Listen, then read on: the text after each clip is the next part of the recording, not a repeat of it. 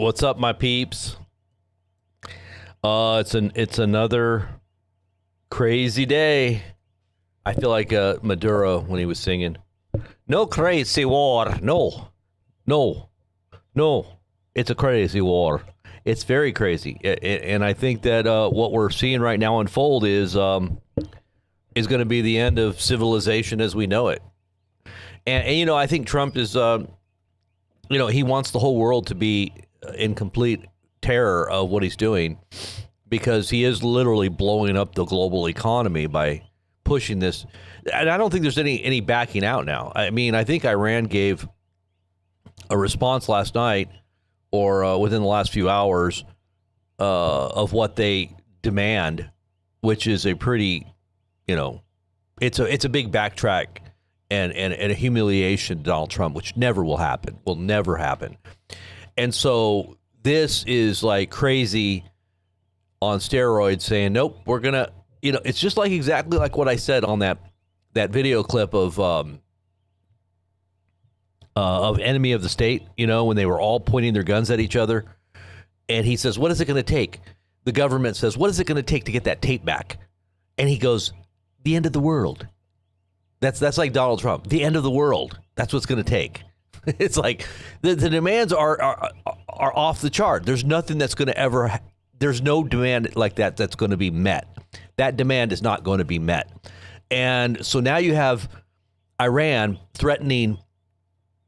Well, they're not threatening. They're telling all of the Middle East, all of our major oil countries, to evacuate because they're going to unleash hell on the whole of the Middle East with all their missiles.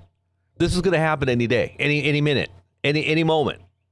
Now, I've gotten reports now that I've just got reports that the U.S. is now bombing the island of, what do they call it here? Let me see the name of the island. Yeah, that Kharg Island. Kharg Island, I guess they call it. Let's see if I can find this here. We're going to get into the news here just to kind of go through some of the stuff that's happening. Just want to say hello to everybody. Thomas, TCPTA, Bernie Home, Rosemary. It's so weird. There's so many new people. Hey, Jeffrey J, what's going on?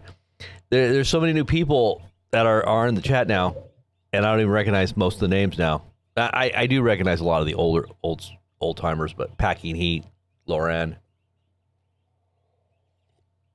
But it's pretty crazy what's happening right now. And only a short time before it all really does hit the fan. And I don't think people realize what is going to be the fallout to this escalation that Trump is initiating.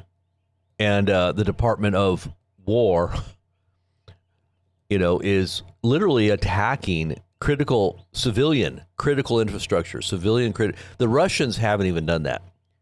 They haven't even done that in Ukraine. They haven't done what we're doing right now. They've got at least rules that they live by that, if it affects civilians, they're going to try to mitigate any collateral damage to civilian populations. But us? Oh no, we want to save the Iranian people, right? We're there to rescue them. And yet we're destroying them soundly. Millions of people are going to die. I mean, this is what happened in Iraq. We went in there to supposedly save and liberate the world from weapons of mass destruction. And what did we end up doing? Millions and millions of women and children died. Not to mention maimed for life and are born with birth defects because of all the depleted uranium that we used. They were telling women not to even have children because most of the children had birth defects from the depleted uranium. It's absolutely beyond anything you could wrap your head around that we're doing this, and this is probably going to be worse than what we did to Iraq. And then to realize that this was all part of a plan right after 9/11. I mean, if you saw the General Wesley's conversation with NPR and back in 2007, he basically detailed that the plan was given to him right within 2 weeks. I don't even think it was 2 weeks after 9/11. He was given a memo. He didn't actually look at it because he said he didn't want to touch it because he wasn't active general at the time. But they wanted to show that the active general at that time wanted to show him, because they were friends. Well, at the Pentagon wanted to show him a memo that he received. He goes, "Is this classified?" He's like, "Yes." I don't want to see it. But it said, he told them the 7 countries that they were going to invade. And he's like, "Why are we invading them?" He's like, "I don't know." One of the countries at the end was Iran. It was all the countries. We've pretty much invaded every single country so far since 9/11. It was Iraq, Syria, Lebanon. We were supposed to destroy these countries. Afghanistan. What was the other ones? Iran was one of them. So that's like 4 or 5 right there. What was the other one? And we saw all this through the Arab Spring under Obama. This is why we say it's a uniparty, because the agenda continues without care of who's in office, whether it's a Democrat or Republican. The agenda is continuing on without any kind of difference. There's no difference in our foreign policy. It's the same. But anyways, I'm going to show you guys what's happening here, and it looks like what's fixing to go down here. Now, reports are now saying that we're already in the process of bombing, and maybe that's just softening up what's happening, what we're getting ready to do on the island. It looks like we're probably going to invade. I think that's what's going to happen. You're going to hear about the invasion today. And who knows if they're going to use nukes. Do you think Trump's going to use nukes? What do you think? Is he crazy enough to use nukes? Or does he just want to pretend like he's crazy? Does he want to act like he's crazy, or is he actually crazy? Iran is telling people to evacuate entire countries in the Middle East. This is the post on X by Daily Iran News, which probably is a proxy because everything's been shut off in Iran. Iran is using different accounts as proxies on X to get their message out. And Daily Iran News is probably one of them. Evacuate the UAE, Saudi Arabia, Bahrain, Kuwait, and Qatar immediately. The Islamic Republic of Iran will, as soon as the Epstein, listen to what they said. This is just, and they're appealing to the sympathies of many Americans on this whole Epstein thing. The corruption. They're basically saying, hey, look at how corrupt the government of the U.S. is, and look at what they're doing to the civilian population of Iran. I mean, they're gaining a huge amount of sympathy from around the world, especially if we do what we say we're going to do. Trump is going to look like a goat. He will definitely look like the goat. Now, not the goat in the sense of the greatest of all time. Goat as in Charlie Brown. Remember Charlie Brown? I'm the goat. Like he's the he's the bad guy. Like the way the goat used to be. What it used to mean to be the goat. It means to be the stupid one, the dumb one, the evil one. So it says here, evacuate the UAE. The Islamic Republic of Iran will, as soon as the Epstein alliance targets, they call Trump the Epstein alliance. This is why none of the NATO countries are helping the U.S. This is probably why not.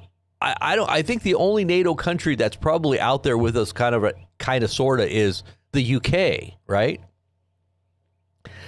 I mean, and maybe they're just trying to manage this dumpster fire. Maybe that's what they're trying to do.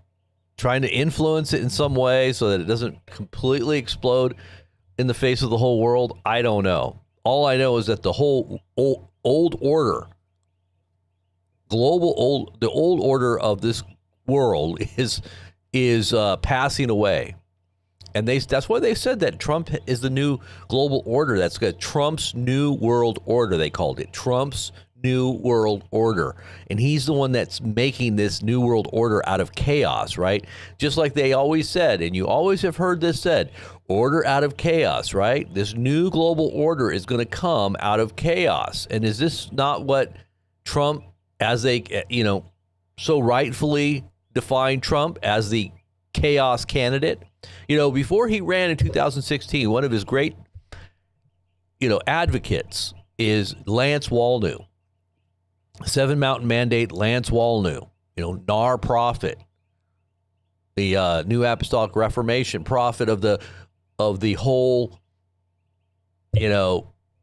Paula White, Queen Bee, and company said, and his book was titled The Chaos Candidate. And and he said it was good. This was a good thing. Like, this is what the church today expects, that Trump is bringing chaos to the world. And he's throwing a bomb into it. But it's all good because, he's an outsider. He's the guy that's coming from the outside to fix and to drain the swamp and to destroy the deep state, right? This is destroying the deep state here. We're destroying the deep state here by doing this. You know that this is destroying the deep state. So when you have no food and no water and critical infrastructure has been completely shut off, and you're in Mad Max, you just remember that. All right. Now there might be some order for some people because they're going to probably protect. This is why they got military already to deploy here in the United States, National Guard, to protect critical infrastructure. The critical infrastructure that they need to recover once everybody dies off. I'm sure that a lot of people are going to die off. And this is why we've told you, and people don't realize how this is really going to affect them. That's why we tell you to be prepared in every way. Because I could see everything falling apart. No banking system, bank-in, holiday, everything shuts off. This is what's going on around the world anyway. You're starting to see it. Whenever, if, let's just say this,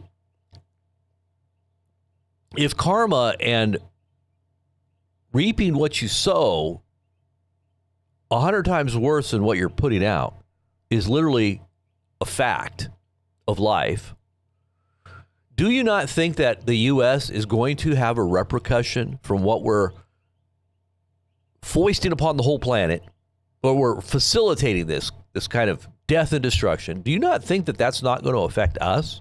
Do you think that God is just going to turn a blind eye and say, you're helping the chosen people. We're gonna pass over you. No, we're not going to hold you accountable for your evil deeds because you're helping the chosen people, quote unquote. Well, we'll see how much that comes to pass. Now, this is going to be a slap in the face to all those who have this theology that if you help Israel, God will bless you. Yeah, you're going to find out how blessed you're going to be here in just a moment. Okay? Because this is all Israel. We're helping Israel. We're friends of Israel right now. Remember that. But see, if you really studied prophecy, this fits right in with the end time leader that is going to facilitate this chaos on the whole planet. It's going to be all about Israel. Remember, he's going to be like this. Just anyways, I am so sorry. I'm going to get so caught up into this. I'm just going to be. Jeffrey J., what did you say? The lead story on Fox News? Let's see what it is. Let's see what Jeffrey's talking about here. President Trump warns that whole civilization will die tonight if Iran doesn't agree to end the war. Literally, listen, this is a madman. I'm telling you, I just hear Ozzy Osbourne in the background singing that song, Diary of a Madman. How many of you guys remember that song? How does the lyrics of that go? Ozzy. How many of you guys remember that? That was an album of well, Alice, I was going to say Aleister Crowley, but of Ozzy Osbourne. Let me just look at the lyrics on that. I'm just kind of curious. Screaming at the window, watch me die another day. Hopeless situation, endless price I have to pay. Sanity, now it's beyond me. There is no choice. Diary of a madman, walk the line again today. Entries of confusion, dear diary, I'm here to stay. Manic depression befriends me. Hear his voice, sanity, now it's beyond me. There's no choice. Yeah, this is what I just see. This just reminds me of like madness. What we see happening right now is madness. It's literally madness. A sickened mind and spirit, the mirror tells me lies. Could I mistake myself for someone who lives behind my eyes? That's demons. Yeah, you got demons behind your eyes. Will he escape my soul or will he live in me? Is he trying to get out or trying to enter me? Voices in the darkness scream away my mental health. Can I ask a question to help me save me from myself? Enemies fill up the pages. Are they me? Monday till Sunday in stages set me free. Oh, like I said, this is what it reminds me of. But look at the headline here. Look at this headline. This is absolutely just terrifying the world right now.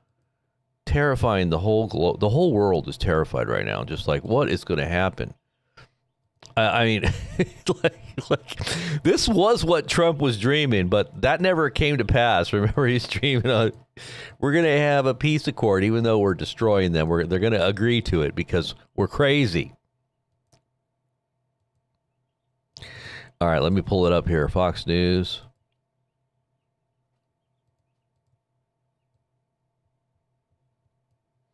Look at this. Look at this headline. Oh, Lord. My goodness.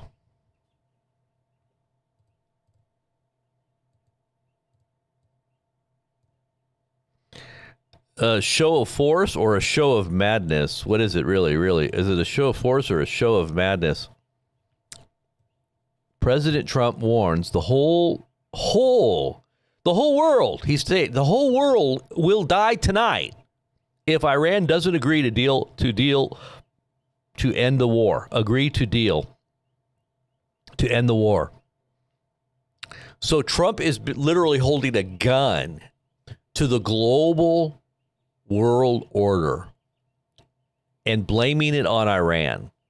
If Iran does not capitulate, then we're going to blow up the whole world. Iran gave a 10-point, in answer to our 15-point demand, Iran gave a response, a 10-point demand. And their demand was, and it's reasonable.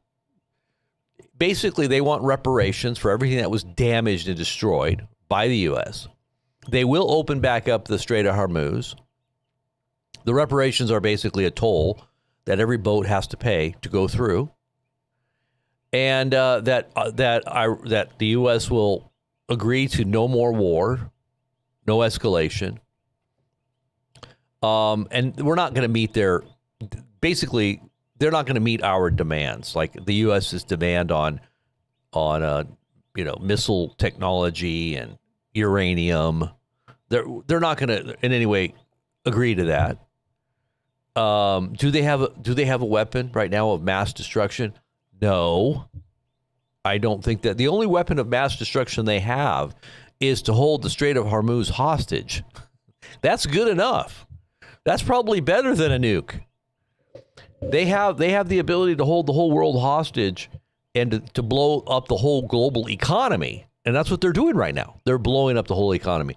And Trump is literally pushing them to this point where they're not going to budge.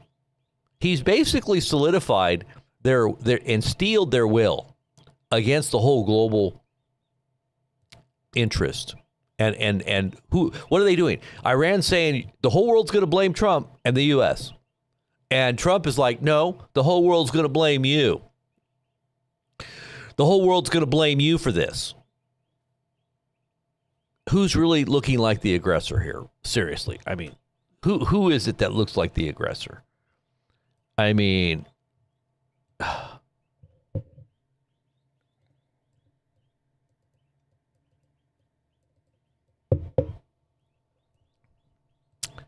Trump deadline for Iran ticks closer as Islamic Republic rejects temporary ceasefire.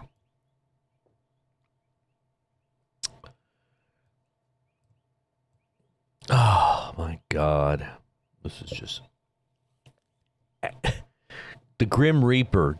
Trump is literally the Grim Reaper.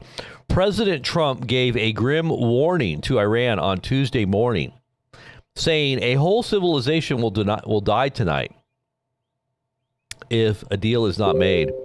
And now Trump obviously is saying the Iranian civilization, but I think that they can literally pull down. It's kind of like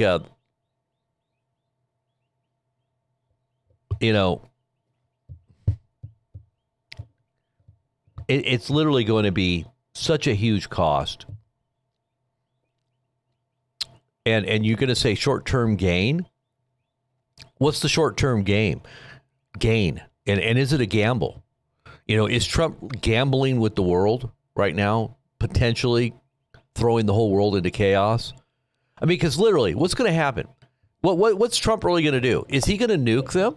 The only thing that can potentially stop Iran from launching a barrage of probably very sophisticated and large munitions, and who knows what's on those. They've already threatened fire and brimstone on American troops. If they launch all of the rest of these missiles, like this is their last day, they already said today that they're willing to die. The leadership of Iran stated today that they're willing to give their lives. So if they're willing to do that, then they're willing to press the buttons on all of their missiles. Who knows if they can do this all at once and just destroy the whole of the Middle East infrastructure? You're talking about critical infrastructure within the Middle East that we are dependent on, that the whole world is dependent on.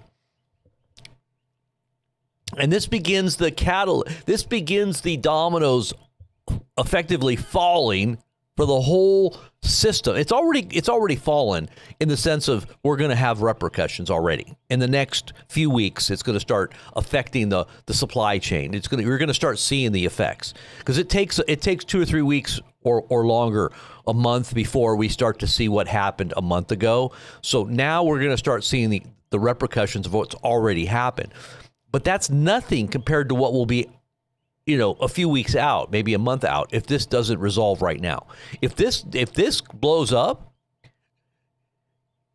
that's it. Like, that's it. You're going to see complete chaos.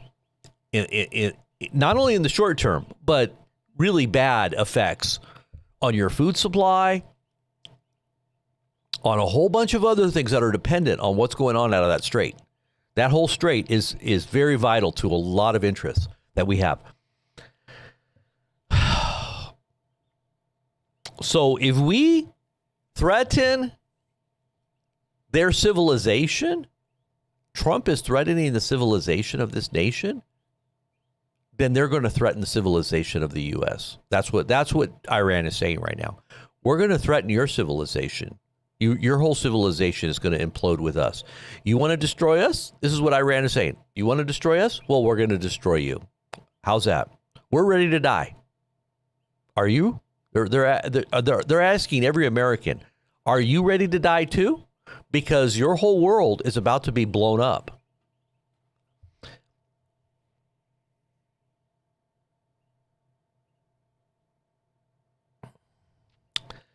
Remember, when you're hearing Donald Trump say this, he's talking about your world. This isn't just about Iran. This is about the whole world. A whole civilization will die tonight, never to be brought back again. I don't want that to happen, but it probably will. Trump wrote in a post on Truth Social. I don't want that to happen, but I'm probably crazy enough to actually do it. That's what he's saying. However, now that we have complete and total regime change, we're different, smarter, and less radicalized minds where less, let's see, listen to what he says.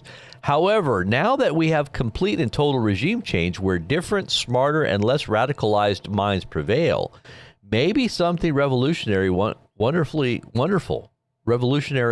wonderful can happen. Who knows? I mean, this is just absolutely insanity. Has he not been listening to what their quote unquote leadership has been saying? I mean, there are still 3 leaders that are still, making statements. And those statements are very contrary to what he's saying. This just sounds to me like he's speaking to an audience that's just hoping and praying that he knows what he's doing, that there might be somebody out there that will agree to his changes, that is now the Iranian government. Like he's trying to give hope on the back end of what he just said right here. Like what's he trying to do? Here's a little hope for you. You want a little hope? I'll throw out a little hopium. Hopefully you guys will, understand that there is there's a slight chance. It's kind of like Dumb and Dumber. Dumb and Dumber, when he's talking to that gal, and she's like, he's like, I just want to tell it to you straight. I like you. I really like you. What is the chances? What's my chances? What are my chances? Like 1 in 100? No, Lloyd. More like 1 in a million. Yes, you're saying there's a chance. Oh yeah. Like that's how stupid we sound right now. Like as Americans, like Trump, you got 1 in a million chance. It might happen. How do you feel about that? And American people are like, well, yeah, the markets are going to explode tomorrow. He's giving us a chance. There's a chance in hell that we might get out of this. Freaking, we got a crazy leader that might actually pull something out of his hat, out of the hat. Something might be pulled out of the hat. A rabbit. Who knows? Oh. We will find out tonight one of the most important moments in the long and complex history of the world. Here we got historian Trump now. The historian Trump now saying, this is one of the most historic moments in all of history, and I'm right in the middle of it. I'm right in the middle of the most historic moment in history. 47 years of extortion, corruption, and death. We finally end. God bless the great people of Iran. Oh, really? We're about to destroy all of your critical infrastructure. You're all going to die, but God bless you. Have a good one. Praise Allah. Praise Allah. Praise Allah. Praise Allah. Praise Allah. Oh, Lord. I'm just saying, man. I'm just saying. I don't know. This just is so crazy.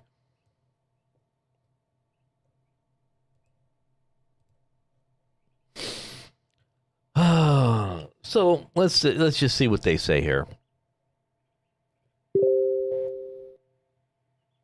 Just now? You got to be kidding me. Just now, U.S.-Iran talks have been positive. We'll meet Trump's deadline if we get lucky, senior U.S. official. Yeah, right. like everything coming out of Iran is like... I just don't think that maybe Trump just needs to put crazy out there just so that when they walk it back, the markets explode. Maybe they're going to do some crazy Houdini moment, like, wow, our president is amazing. Look what he just did. Nothing's really going to change on the Iranian side. They're going to probably continue to bomb. And I mean, the Kumta alerts have been off the charts for the last few hours. I've been listening looking.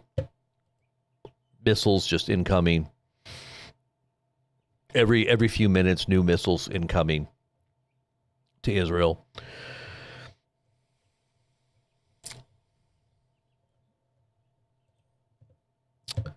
It does look like they're saying that we're invading right now. Let's just see what's going on here. The report I was looking at here. Wow. Human shields formed by civilians around potential targets in Iran. So they've got people standing. Oh my gosh, this is just terrible. Look at this. So they've got people standing around targets. They're saying our human shields, right? So we're going to just go in there and just bomb it with all those people standing there. Well, we love the Iranian people. We really care about them. We're doing this for you. You're being blown up. Thank you for your sacrifice. The American people really appreciate, that we're liberating you and that you're sacrificing your very lives to be liberated at the falling of American bombs.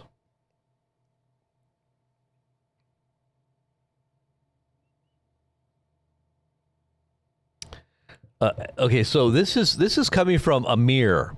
I don't know if you guys know who Amir is, but he's an Israeli, very popular prophecy teacher type person. Writes a lot of fantasy books. That's kind of what his whole spiel is anyway. It's all Christian fantasy in the guise of Christian fantasy, which really is a mouthpiece of Israel to evangelicals. That's all he is. He's just a mouthpiece they're using. And he says, and I don't know if you know who Amir is. I always call him the mouthpiece of a Mossad mouthpiece for American Christians. Another bizarre episode of Tucker Carlson's podcast in which he attacked the president. No, he didn't attack the president. He chided him for cussing on Easter and threatening the whole world's destruction by annihilation of Iran and the Strait. Really, the Strait of Hormuz, to destroy it, would be the annihilation of the whole global economy. And he did that on Easter. And Tucker was rightfully expressing the thoughts of many Christians. Why do you have to use that kind of language and Jesus as some kind of reason for destruction? Jesus would not be pleased, and he is not pleased, with the way that Trump is using his name. It's like a blasphemy. It's a blasphemy. Okay, Trump is using the name of God and God's only begotten Son for some war rhetoric on Easter, on Resurrection Sunday, on the Passover. And yes, he did desecrate Easter. Hello, allegedly. Allegedly. I'm really not a Christian. His whole interest is Israel anyway. It's all about Israel. It's not about Jesus. His ministry, if you look at his ministry title, it says his ministry has nothing to do with Jesus. Behold Israel. No, you should behold the Lamb. His ministry should be called Behold the Lamb, or Behold the only begotten Son, or something like that. Not Behold Israel. Okay, this is not about Israel. This is about God's only begotten Son, the Passover Lamb, the Lamb that takes away the sins of the world. This has nothing to do with Israel. Now, prophetically speaking, Israel is going to receive recompense. Believe me, the whole world is going to be under judgment, including Israel. So if you look at the end time prophecies, Israel does not come out of this unscathed. They are protected at a certain point, right when the Lord returns and they recognize who he is and they repent.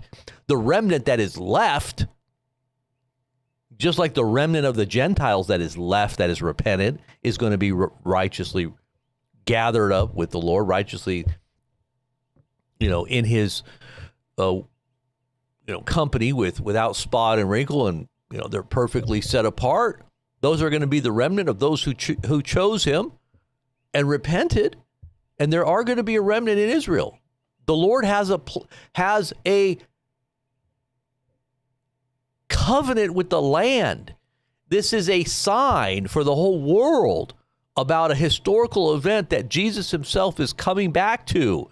It's not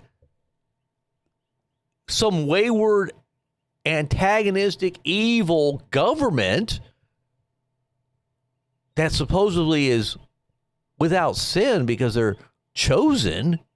This has nothing to do with a government or some kind of... Jesus said very clearly, my kingdom is not of this world. It's not a government of the world. Okay, so anybody that follows Christ is not looking at a kingdom that they're going to fight for. Jesus said, if my kingdom were of this world, then would my servants fight. They would pick up arms. They would be militants. But it's not of this world. So my servants are not going to fight. If any fight that does take place is going to be spiritual, and it will just manifest in everybody being separated like sheep and goats, and the Lord himself will culminate the age with his own judgment. It has nothing to do with us picking up a sword. The Lord is going to fight on that last day for the people that are called by his name. Remember, the Israelites didn't fight coming out of Egypt. What did they do? They just hid. They just hid in their homes. Put the blood over the door, and they just hid until the indignation passed over. The Lord is the one that's going to judge. Okay, this is a Passover. This is what it means to have the true Passover. And when you desecrate, that's like Pharaoh saying, I will not let the Jews leave. And guess what? Pharaoh paid another price. He kept paying a bigger and a deeper price, a heavier price, more judgment, until he finally let them go. He's going to capitulate. He's going to let them go. Trump responds in a conversation with the New York Post. He calls me at the same time. I don't answer his calls. I don't deal with him. I like to deal with smart people, not with fools. But the other day, if I'm not mistaken, Trump said that he doesn't like smart people. He likes dumb people. Remember, he said he likes to hang out with dumb people? Yeah, that's his real thought. He likes dumb people to worship him because smart people don't worship him. He doesn't like to hang out with smart people. So I think this is his way to try to fix the problem of those statements that he made, that everybody was, mocking, because the true motive and true thoughts of Trump came out for everybody to see. He doesn't like smart people. He likes dumb people. He likes to hang out with dumb people. He said it. That's his words. I like to hang out with dumb people.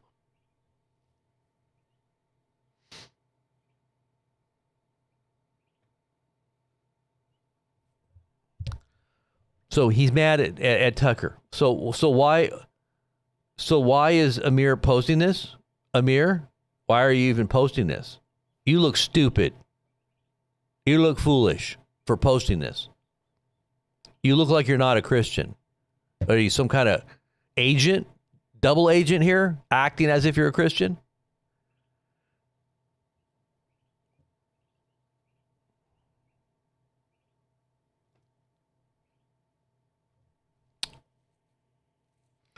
Vice President Vance, this is according to Amir, I hope the Iranians will show wisdom. There are 12 hours until the ultimatum set by the president. There will be many negotiations. There will be many negotiations until then, and I hope they reach a good outcome.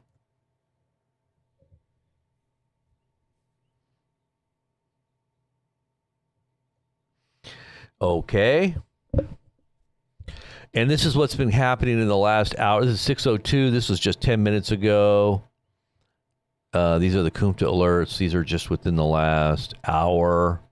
All these are different places where bombs have been falling or drones have been coming in. This is since the last hour still. I know Tel Aviv was hit again.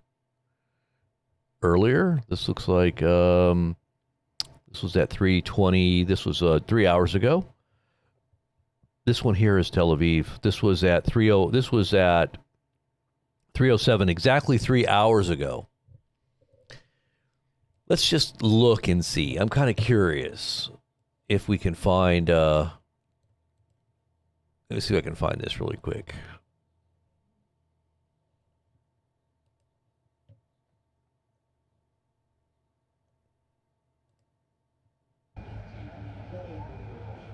This is, okay, that's not it. Let's try this one here.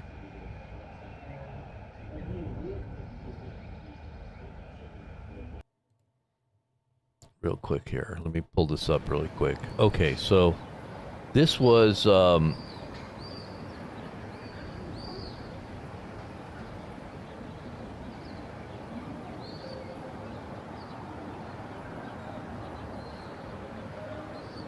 okay, so I can go back. Okay, good.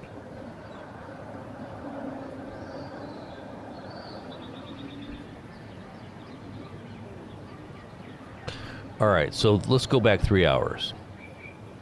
So 3 hours ago, we're right about here. You should be hearing some sirens. Let's see if we can see. Let's see if we can see something going on here. This is about right where it was at. There it is. This is Tel Aviv.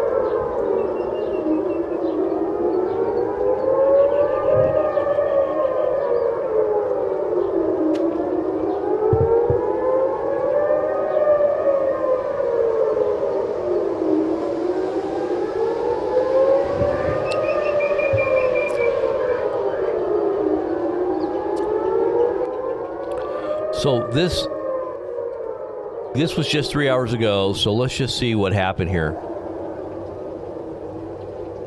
Usually this is when you hear the bombs after the alarms go off is when you hear the bombs fall. So let's just see, or see them.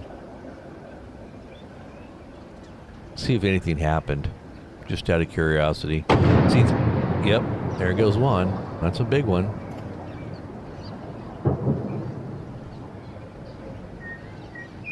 Yep. It was at 3:08. 3:08 West Coast time. 13:09 Israeli time. 1300 hours is Israeli time. So that was just one big explosion. Let's see if there's anything else. Oh, there's another one. See if we can see any smoke. This might be the other one that you could probably see something from.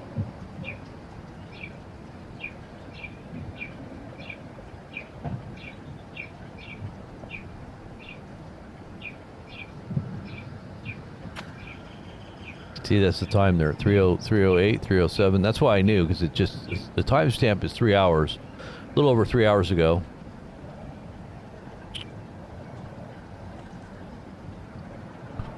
I don't see any major smoke plumes, but I do still hear some booms in the background. So, they're still sending in missiles. Now, Iran may want to take those missiles and use them against critical infrastructure for the little bit of time that they have left, if this is truly the end of their civilization, and Trump is literally going to bomb them into oblivion. Is he going to take any kind of care or concern for the average citizen of Iran, or is he literally going to just nuke? Well, he's probably going to. This is what I think is going to happen. They're going to nuke the missile cities all up in those mountains. They're going to probably nuke all those mountains. They're going to have to. The only way this is going to stop is if those nukes penetrate deep into the actual mountain itself. And I don't even know if that's even possible, because these missile cities are buried so deep, unless they've got intelligence about where all those entrance points are. You send a nuke into one of the entrance points, and these might be tactical nukes, but the critical infrastructure of Iran will be probably targeted as well. if this doesn't supposedly stop. All right. So I think this is it. I think that's it. So that was what happened 3 hours ago.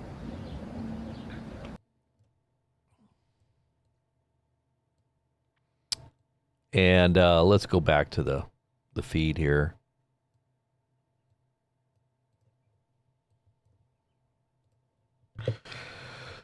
Now, what was the thing I wanted to show you here?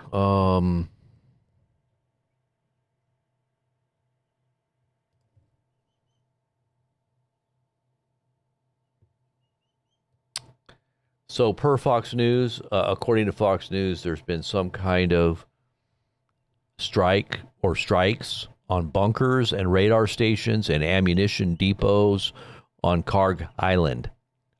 And this is according to Fox News. So let's take a look and see where that is. I didn't see that when I looked.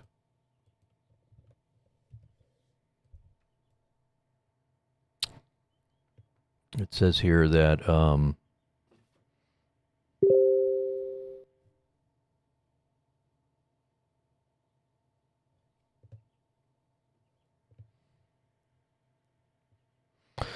1 hour ago, Iran keeps up attacks before U.S. deadline, dimming peace chances. This is according to Bloomberg. 1 hour ago, it don't look like nothing's coming of this. Why is it that I have to... Oh, I hate these. Oh, I can't even look at the website because of the stupid spam stuff that's on there. You know, you'd think a site like Bloomberg, you wouldn't have to do that. So I got to go sit there and do the archive version. Okay, so I just archived it here.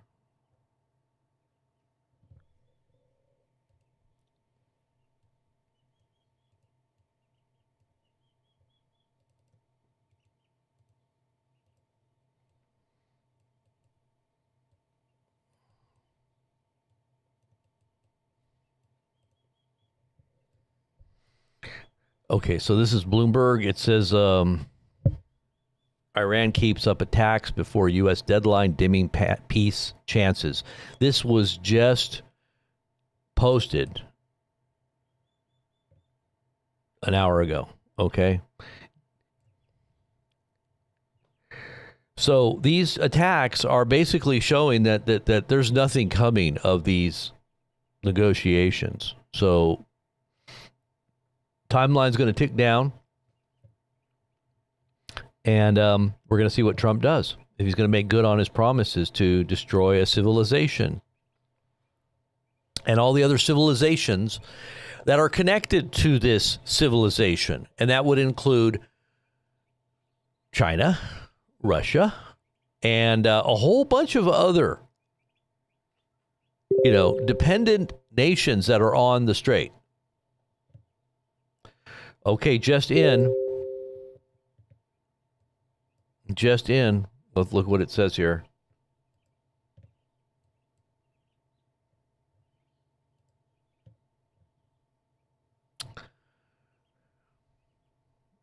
Iran closes all diplomatic and indirect channels of communications with the U.S., suspending the exchange of messages following Trump's threat to kill Iran's whole civilization. That's it. That is it. Just in, Yi banned from entering UK to perform a wireless festival as his presence would not be conducive to the public's good. He looks like he's in a straitjacket there. It's like, this dude, I don't know, man.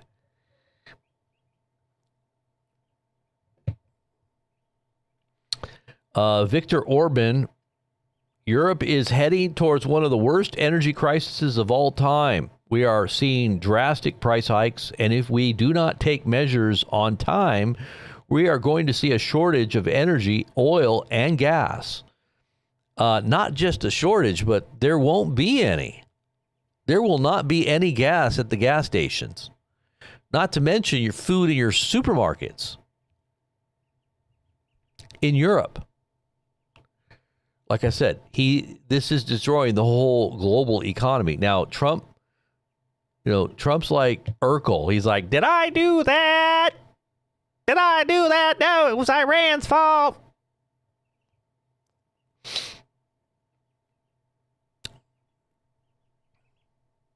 So I guess this is J.D. Vance over in, Hungary. Viktor Orban says that Hungary is experiencing interference by foreign security services in our elections. Hungary does not want to be hungry when there's no more gas and oil to truck their food. They're also very concerned. And thanks, Trump, for closing the financial taps that supported interference into the elections of other countries.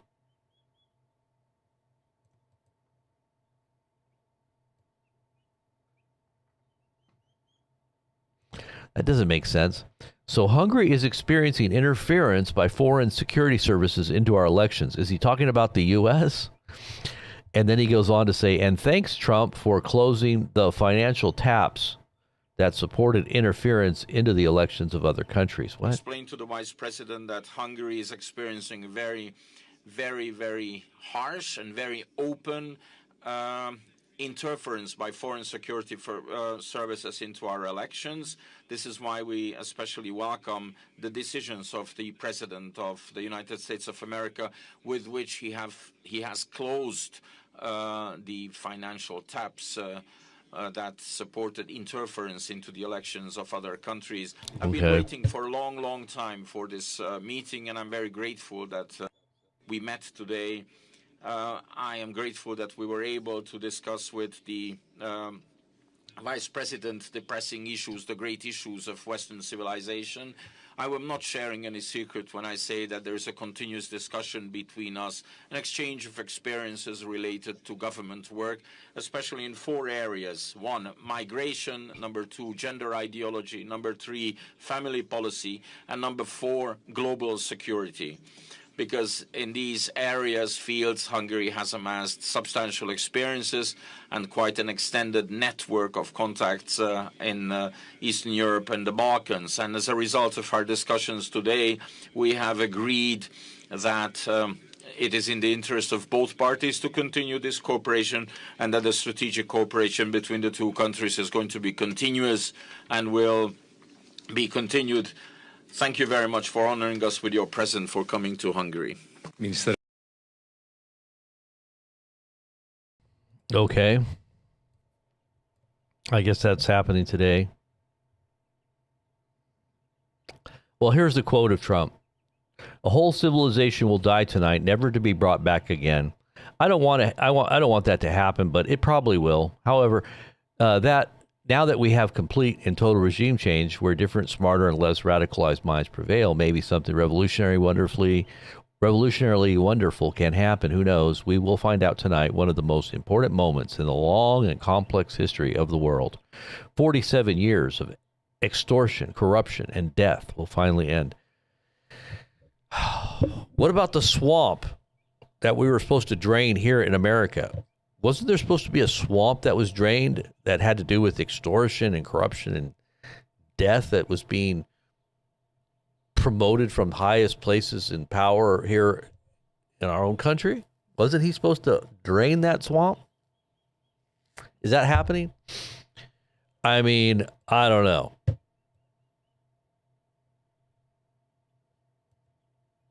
It just doesn't seem like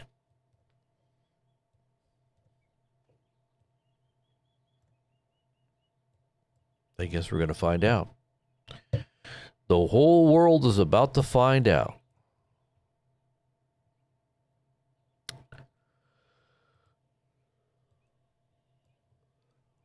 Let's see what the headline is here. Hold on.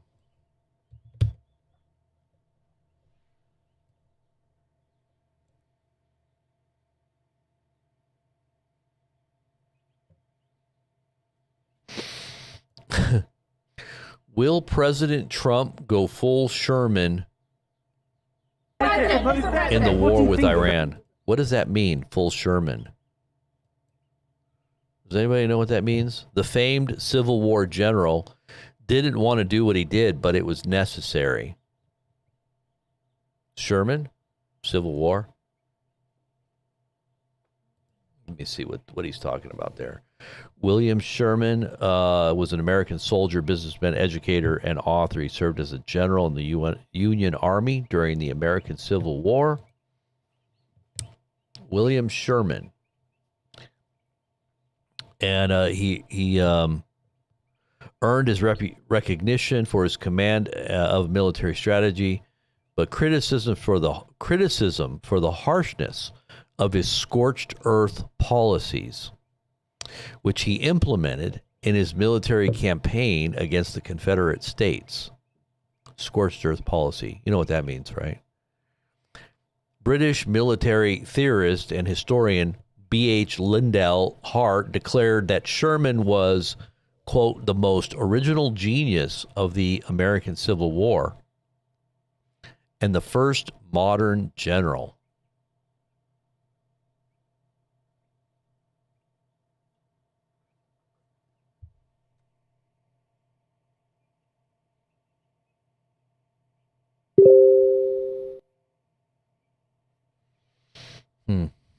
Okay.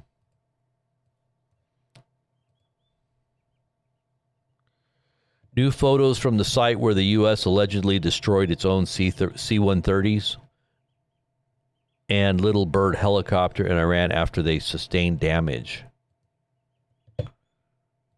So these are supposedly the pictures. Let's take a look and see what they look like here.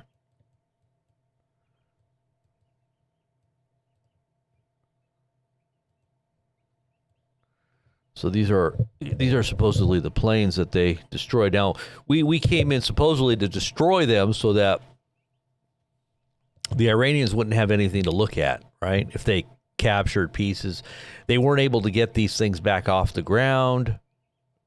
How did they even get there on the ground in the first place? Did they like crash land? What the heck happened?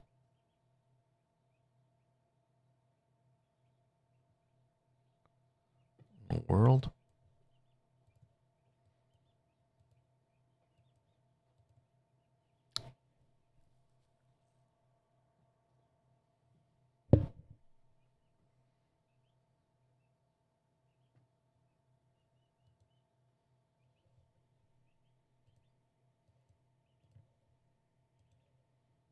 Okay. So there's been more alerts. Let's see what else we got here. More red alerts. This is just within the last 10 minutes. This was just the last minute. This just came in just now. Oh, Amir said something new. Let's see. American sources to the Wall Street Journal. The U.S. attacked more than 50 military targets on Kharg Island.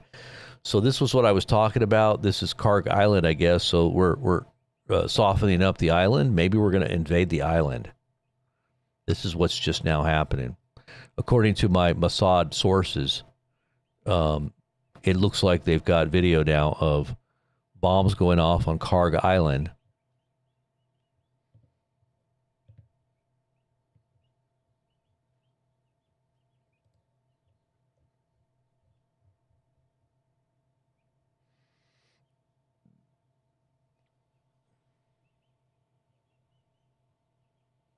From all of us, it's a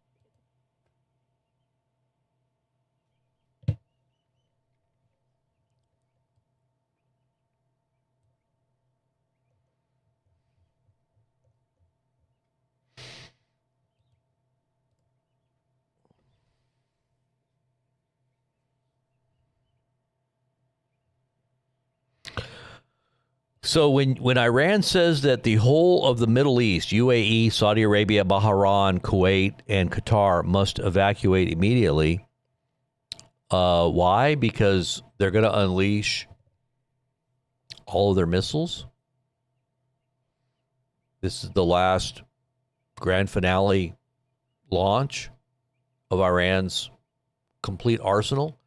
They've already said that they're willing to die.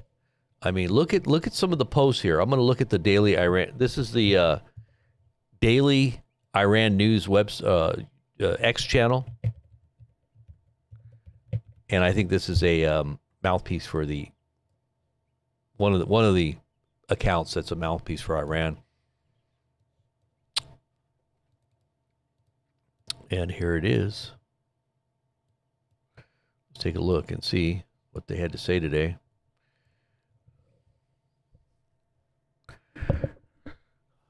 Three hours ago, General Kane said every Iranian who had a small gun was shooting at us.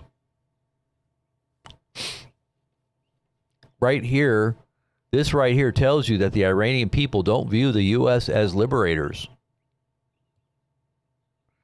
They view the U.S. as invaders, which is why they're all shooting at the U.S. aircraft that are invading and bombing their country. Exactly.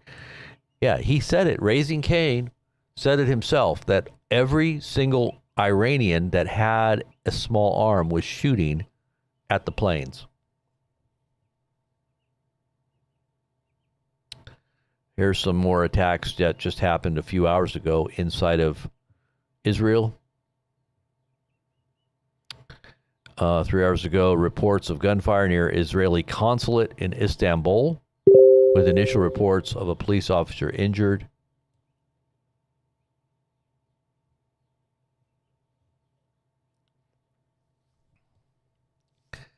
$14 million Iranians stand ready to defend their homeland. Iran, with a population of 90 million, reports a massive surge in volunteers. 14 million citizens are stepping forward to defend their country against a potential U.S. invasion. I don't think it's going to be an invasion. I think they're just going to send in a bunch of nukes. They're probably going to bomb. I don't know. They're just going to bomb critical infrastructure, I think. I don't think that. I don't know. This is the post I was talking about right here.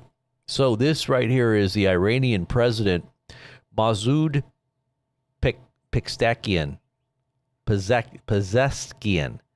And he says that, quote, he is ready to sacrifice his life for Iran. So what does this mean? That they're getting ready to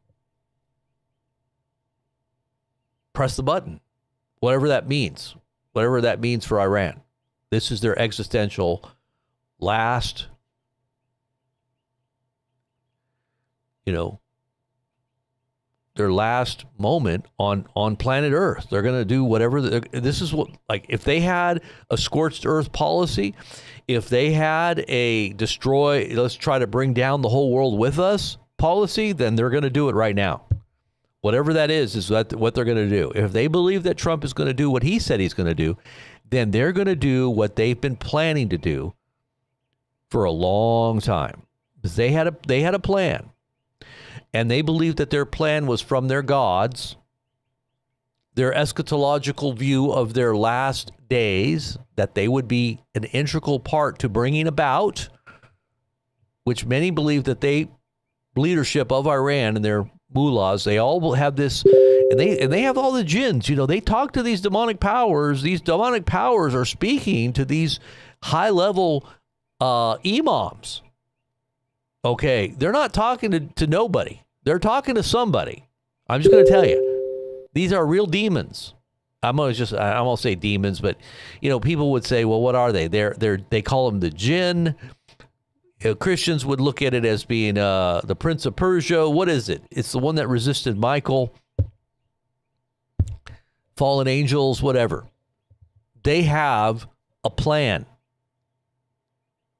And Daniel, the book of Daniel, chronicles that this would be the last days when you see Iran in the center of world events. Michael the archangel said, seal this book of prophecy up until the latter day. It's not supposed to be opened until that latter day, and it's now open. The book of Daniel has been unsealed, okay? Just like the angel said it would happen in the latter day. It's unsealed. This is it. This is one of the seals right here, being unsealed.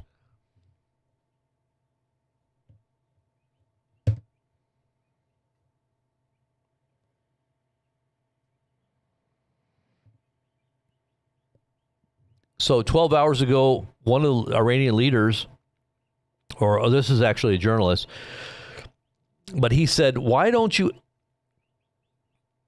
Oh, no, this is the Iranian foreign minister. Okay, so the journalist asked him, why don't you ask for a ceasefire with the U.S.?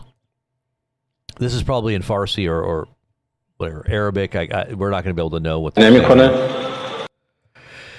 And the Iranian foreign minister responded, because we want to teach them a lesson so hard that enemies never think of attacking Iran again. Show me, now this is, like I said, this is a Iranian site here. They say, show me a diplomat with stronger spine than him, and I will wait. But literally, he's basically saying, we're going to do something that is going to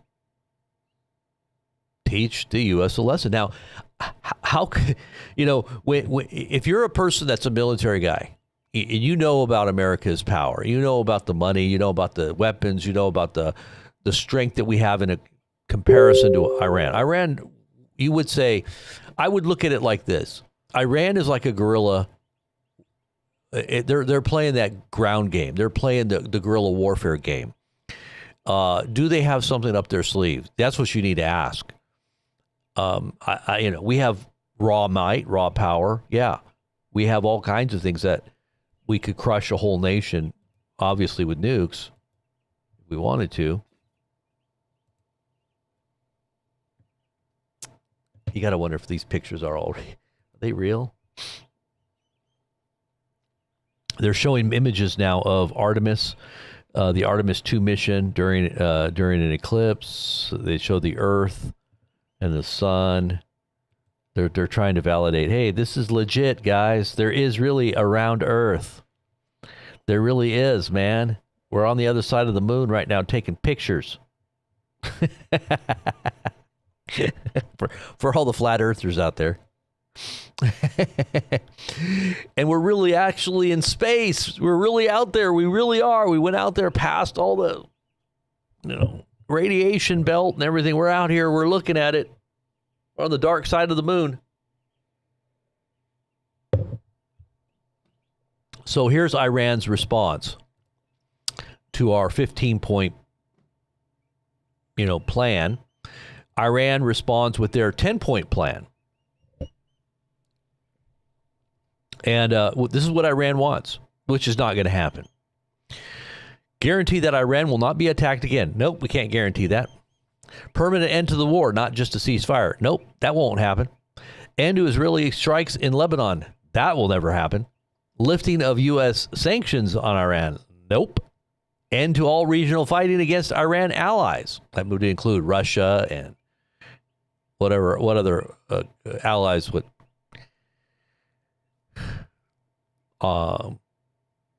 What's that one? The Houthis in what's the name of that? It's that little country there. Well, they got a bunch of allies. That's not going to happen. In return, Iran would open the Strait of Hormuz. And when they open it, they would impose a $2 million fee per ship. That ain't going to happen. Trump says he wants to make the toll. He wants to put his own controls over the strait. Trump's actually eyeing the whole country of Iran as being something that we can take over.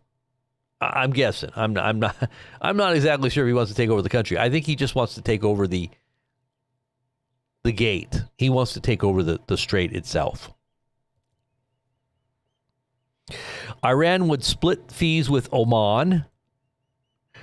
Number 9, Iran to provide rules for safe passage through Hormuz.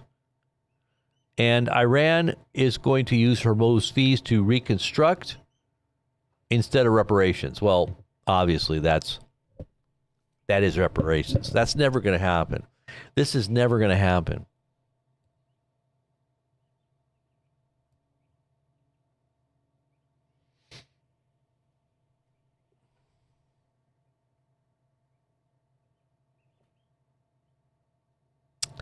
And this is that post that we were talking about right here.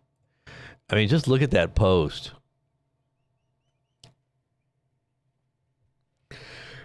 Large fires were seen currently burning at the Jabal Industry City on the coast of the Persian Gulf in eastern province of Saudi Arabia.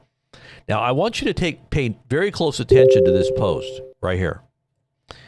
This is a very important post. I want you to really think about this.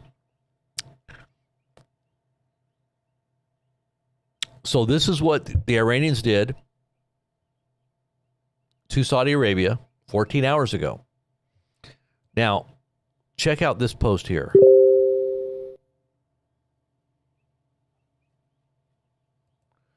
Check out this right here. Let's see if I can find it here.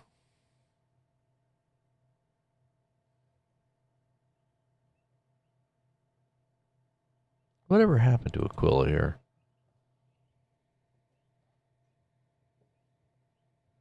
That guy just disappeared. Okay, it's right.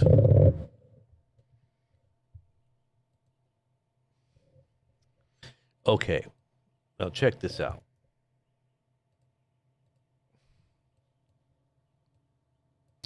In light of this passage, this post here, I want you to pay close attention. What just happened 14 hours ago? Now listen. Now look at this. This is a post from Health Ranger, Mike Adams, naturalnews.com, and this is what he says. And he's all into the, he's a chemical guy, and he's a quote unquote scientific kind of food science type guy that does a lot of research. This is what he says, and so he knows about a lot of this stuff. It's going to be an interesting day for sure. And really, this is so true. Listen to what he says. This is going to be an interesting day for sure when the typical American suddenly realizes that Al-Jabal is burned down, that when Al-Jabal is burned down, the supply chain of lubricants will collapse. Listen carefully. This is a petrochemical plants and all the stuff that's so vital to the world's global supply of different things like lubricants. Listen to this. And when the lubricants collapse, then trucks don't run, forklifts don't fork. And when forklifts don't fork and trucks don't truck, there's not going to be much food that appears on grocery store shelves. It takes forklifts to move pallets and warehouses. Everything that goes on in a warehouse.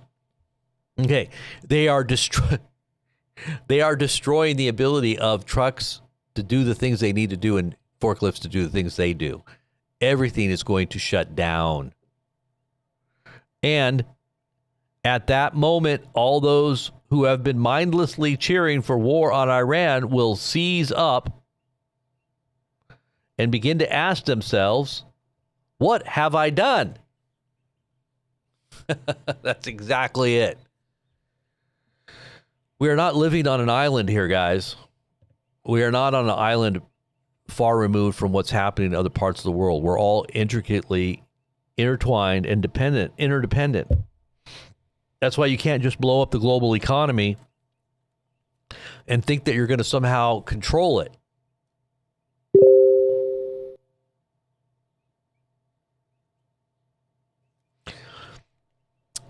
Then he goes on to say, you've kind of messed up is what you've done. You've already messed up yourself because these events are being set into motion right now.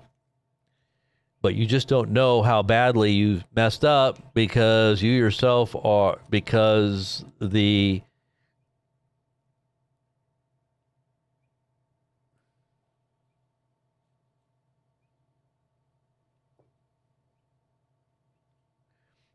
it's delayed by global logistics and shipping timelines. Yeah, because we don't see the pain right now. He's basically saying and I'm surprised that he's using all those expletives.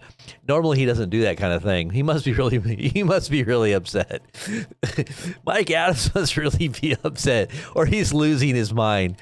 But basically what he's saying here is that logistics and all the delays in the supply chain, it doesn't affect you immediately, but you will find out down the road.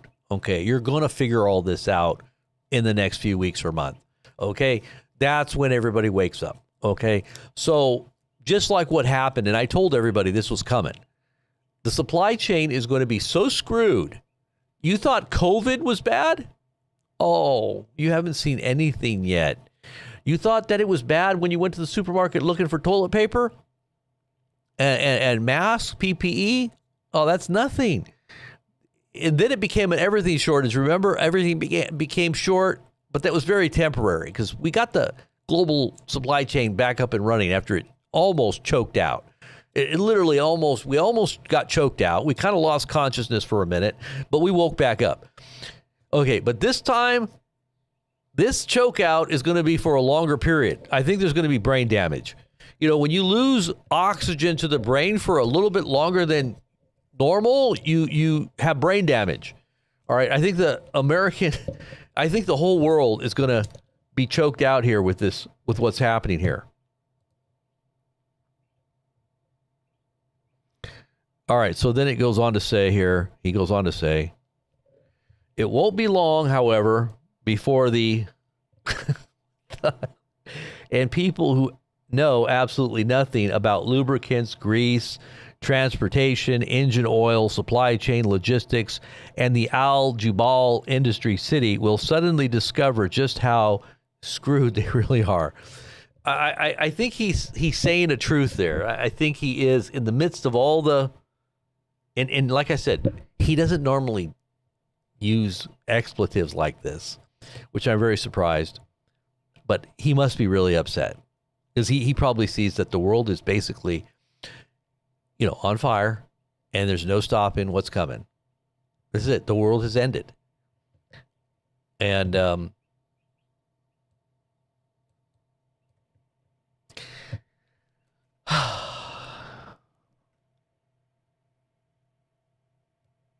what have I done?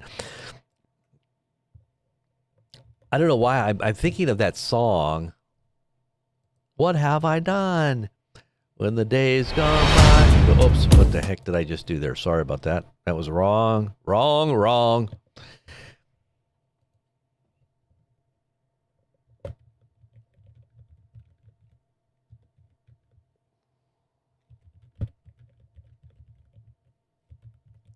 Let's see if I got the lyrics on this. Okay, so this is Once in a Lifetime. The song Once in a Lifetime. This is what that post reminded me of this song.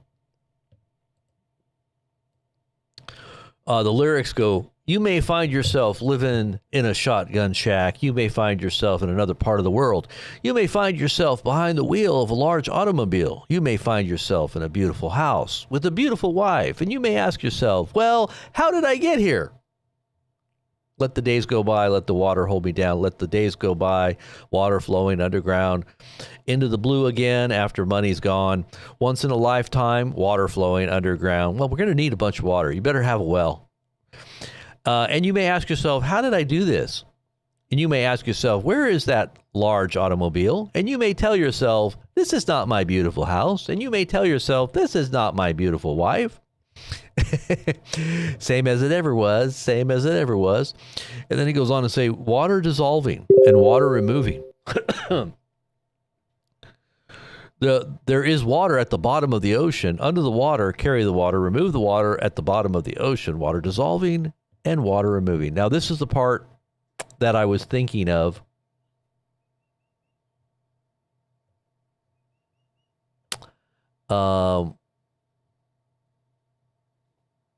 Where did it go? I think this might be it right here.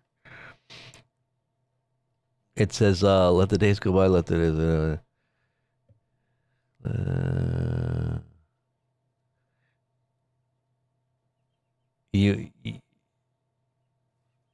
Okay, here it is.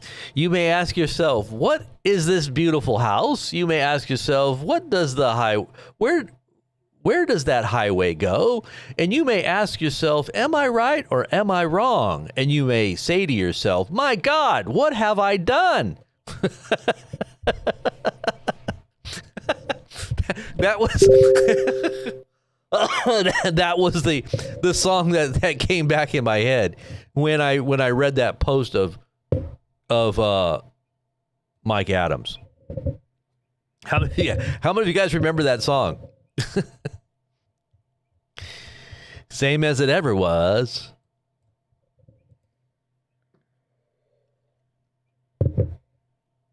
Well, guys, just a little update. I know it's really early. I think what I'm going to do is I'm going to play. Okay, there's a lot going on here. Let's just kind of keep on what's happening here. Is this the bridge that they? Yeah. Okay, so no, they did another strike on a bridge. The U.S. has largely achieved its military goals in Iran, and the operation will soon be completed, Vance stated. What? Did he just say that? You got to be kidding me. This is just absolutely crazy stuff. You know, why do they say this stuff? I mean, it's like they want to just play with the emotions of the whole world. Up, down, up, down, up, down. Okay, so 1 hour ago, J.D. Vance speaking to Viktor Orban. So remember that post I showed you of Viktor Orban of Hungary, right? So Viktor Orban of Hungary is meeting with J.D. Vance right now, I guess, or just did. And now they're reporting an hour ago that Trump, while he was speaking with Viktor Orban, stated that the United States has largely accomplished its military objectives in Iran. Speaking during remarks alongside Hungarian President Minister Viktor Orban in Budapest, Vance indicated that the U.S. operations in Iran have met most of their intended goals. Quote, the United States has largely accomplished its military objectives in Iran, Vance said. The ball is now in the Iranians' court. Iranians are not the fastest negotiators before the war started, and they are certainly not the fastest negotiators now. We recognize there's some delay sometimes in transmitting messages from one person to another, but we feel confident that we can get a response, whether it's positive or negative. Now, he just said this an hour ago. So we've still got like 12 hours to go, I guess, or what? Is it 12 hours? Around 12 hours before the deadline? No. Eastern Standard Time would be 8. So that would be 8, 7, 6, 5. We've got about 10 hours to go. So 10 hours to go till Trump's deadline. So he says that there's delays. And Trump made an analogy that's like they're passing paper notes to each other because they're all their critical infrastructure, their phone lines. They don't want to use phones, all that can be tracked.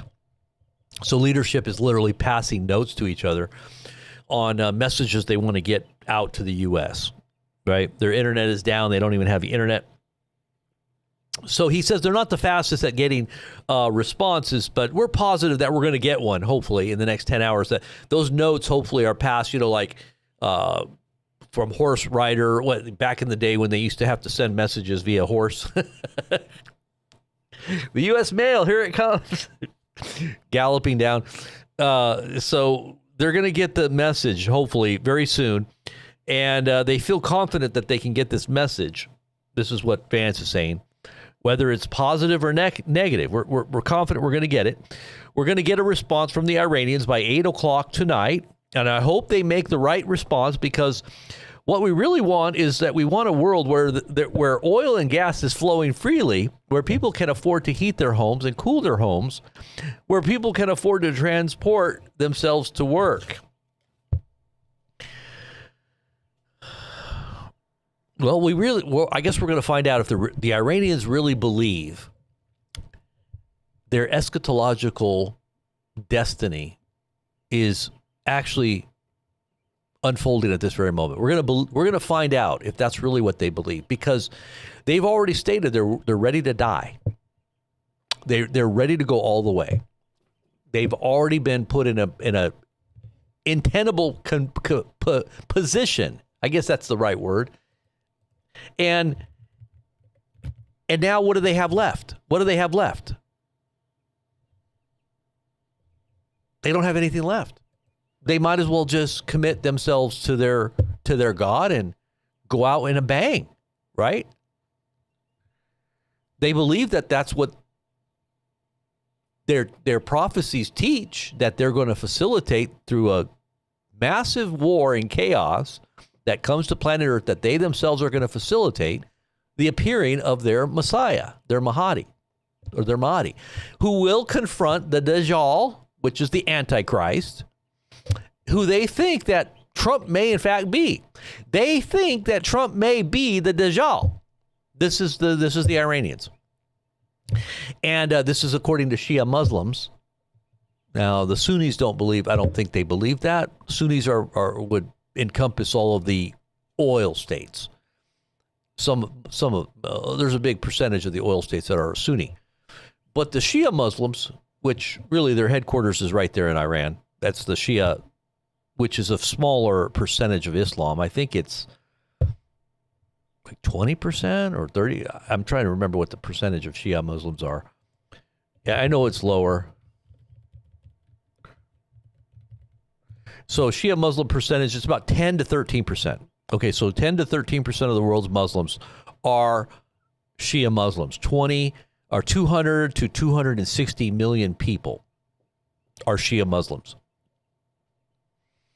And the rest are all Sunni or Wahhabists or whatever. Those are a different sect. But Vance has said, we recognize that there are some delays in transmitting messages from one person to another, but we feel confident that we can get a response, whether it's positive or negative, by 8 p.m. tonight, right? I hope that they make the right response, because what we really want is we want a world where oil and gas is flowing freely. This statement just reminds me of just like the pie in the sky kind of, like, we're talking to ourselves here. We're not talking to the rest of the world. We're not talking to Iranians. Vance is basically speaking to Western thinking people in a little bubble. We're not really trying to facilitate any real negotiation here. This is just to make you feel better. Meanwhile, tensions between Washington and Tehran have reached a boiling point as a heavy barrage of aerial strikes was reported across multiple locations in Iran on Tuesday. According to NBC News, even prior to the expiration of the deadline that was set by the White House, quote, an intense wave of strikes was reported on bridges across Iran and on the Kharg island, unquote, which serves as the country's key oil export hub. So we're basically hitting them hard even now, breaking any peace negotiation or any negotiation that we had or deadline. So the deadline is not, in their mind, is not even being held to. So that's even pushing them probably more toward the edge of going all the way. Like, let's just implode the whole global economy. I'm sure they're going to start sending a barrage of missiles here any moment. I wouldn't doubt that if the Iranians, they've already stated that they were going to preempt. This is what they said they were going to do. They were going to preempt the attacks of the Americans. If they don't preempt, then maybe they're going to go out with a whimper. Maybe they will be completely and utterly destroyed. There's a possibility that could happen. But from what they did 14 hours ago to that Jabal in Saudi Arabia, they still have some missiles left. And I would think that they would use them before they actually are snuffed out. If this is really going to be a snuff out moment when we nuke them, we start nuking their missile cities that are deep in those mountains. We start nuking those mountains because I'm sure we have it all mapped out. I'm sure the U.S. knows exactly where every one of those underground missile cities are located. And I'm sure that there's entrances. I'm sure there's fake entrances they've made. I'm sure there's a whole bunch of things that they're trying to do to cover. But those entrances are where they're going to probably send those nukes into. And they can probably send them precision, with precision. And if they do go in to those entrance points, is it possible that they could literally take down the structure, the internal structure of those cities? Would they do enough damage to keep them from being able to fire any more missiles? maybe that's why the Iranians said that they were going to preempt this attack of the Americans by launching their missiles. Now, if they are going to preempt, you would think that these attacks would begin pretty soon, like before the deadline. If Iran is going to literally preempt our attack, they would have to start launching here real soon. I would say within the next, we've only got 10 hours left. So it'd have to be very soon. A U.S. official confirmed the scale of the operation, stating that the U.S. military struck dozens of military targets on the island overnight. This targeted action marks a severe expansion of the ongoing military confrontation in the Persian Gulf. Providing further details on the nature of the engagement, the U.S. official told NBC News that the mission included airstrikes along the northern side of the island, unquote, and it was clarified that the operation was conducted entirely from the air and did not include any U.S. troops on the ground. The strikes were reportedly precision-based, focusing on neutralizing Tehran's defensive and logistical capabilities rather than the energy infrastructure itself. The official noted that the forces did not strike the oil, quote unquote, but directed their fire towards specific strategic assets. Now, obviously, we want to keep that to ourselves if that's what we're going to have to get boots on the ground in there. If we want to take over that critical infrastructure and that oil facility without damaging it, then we have to send in boots on the ground. That's just the way it's going to be. And that's probably what's probably going to happen. They're softening up the targets here before we go in.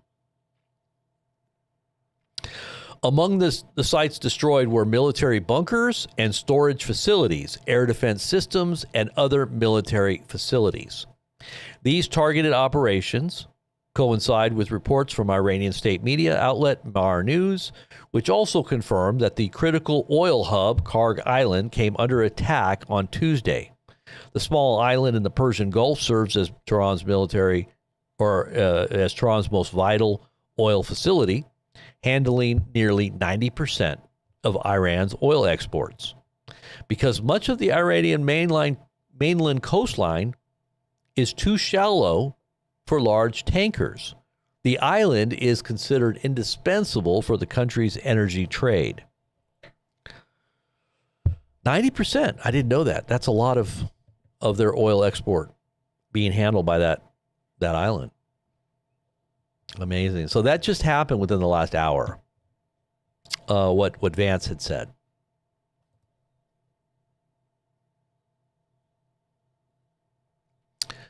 But the Fox News site is wondering, will President Trump go full Sherman in the war on Tehran or on Iran? And that has to do with scorched earth policy. General Sherman was known for his harsh treatment and doctrine of scorched earth on the South during the Civil War. So why would they make that connection to Trump? That's very strange. But let's see what he had to say here, because I think they've got a statement from Trump today. Let's see. Let's see what he said here.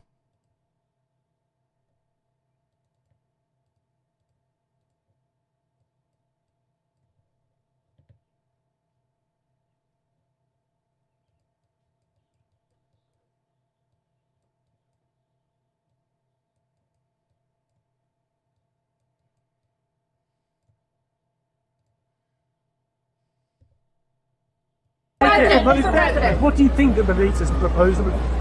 They made a proposal, and it's a significant proposal. It's a significant step. It's not good enough, but it's a very significant step. They're negotiating now, and they've made a very significant step. We'll see what happens. Have you spoken with his father side also? Do you believe the UK could resurrect like Jesus this Easter weekend? Well, that's what they need. They have a long way to go.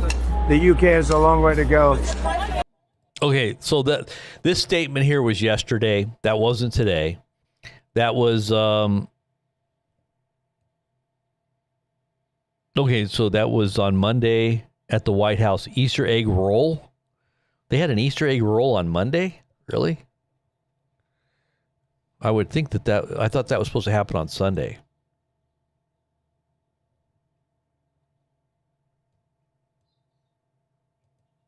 Okay, so that happened today or yesterday. All right, so let's just see if there's any updates here.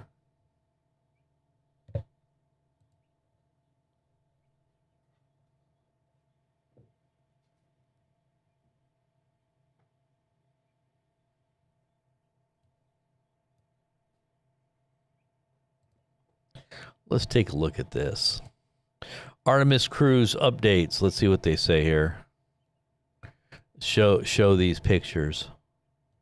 These are all now just popping out here just today.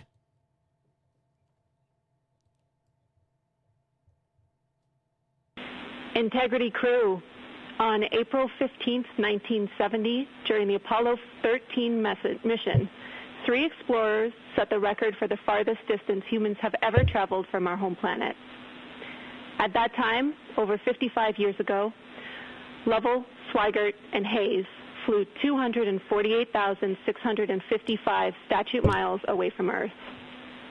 Today, for all humanity, you're pushing beyond that frontier. Integrity, over to you.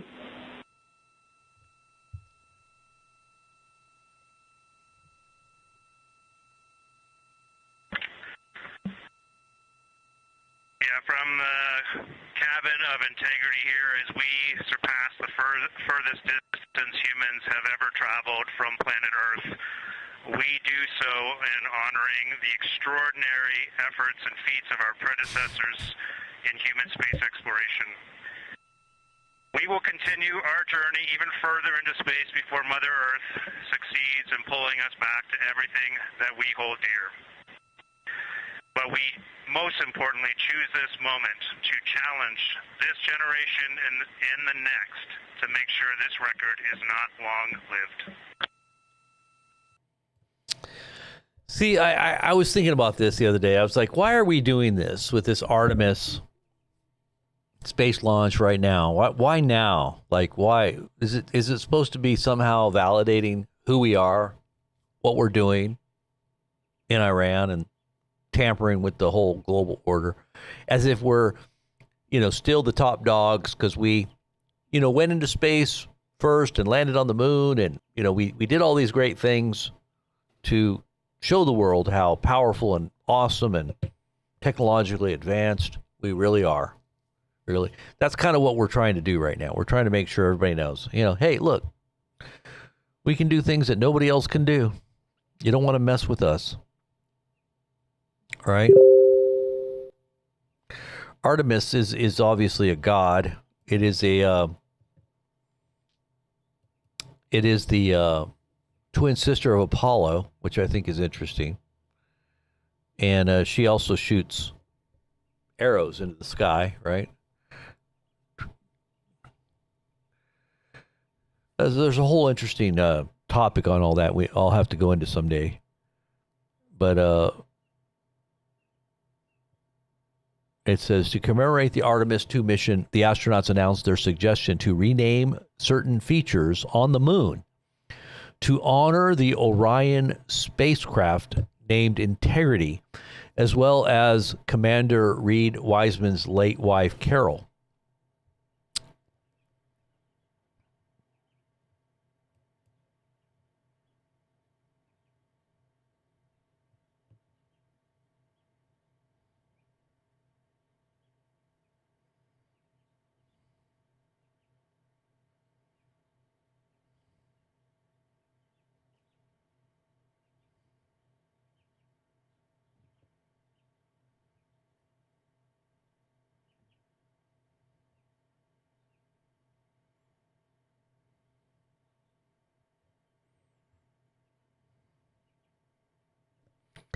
So this is totality beyond Earth from lunar orbit, the moon. eclipses the sun, revealing a view of revealing a view few in human history have ever witnessed.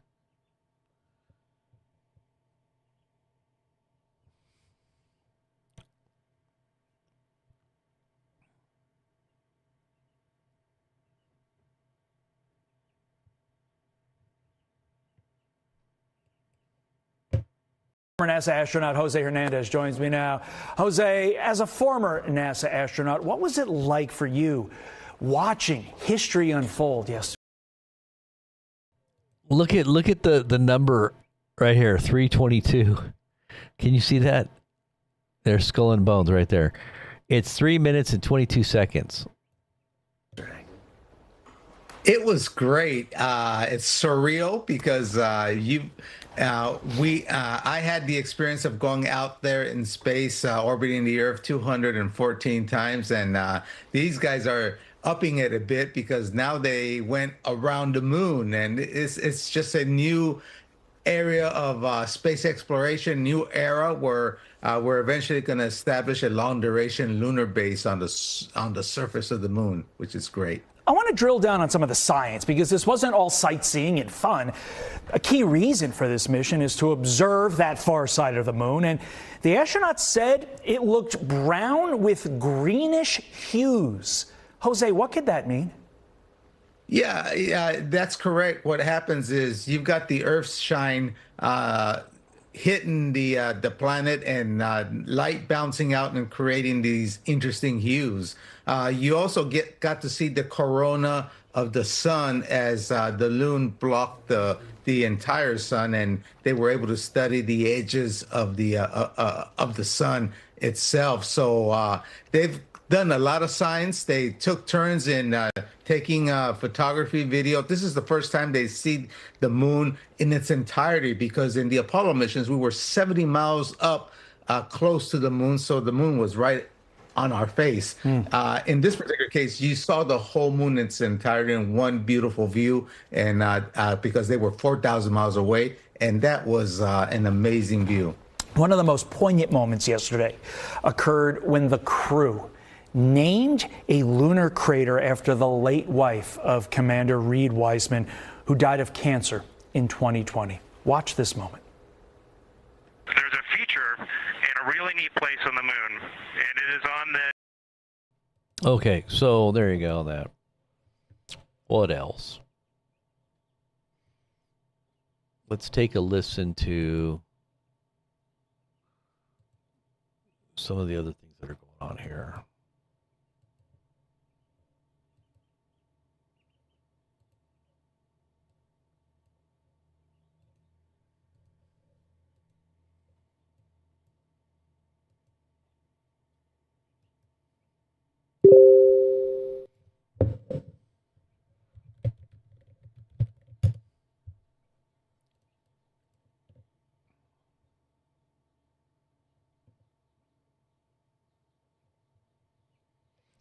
I'm just going to look and see if we can find something that's updating right now with what's happening here.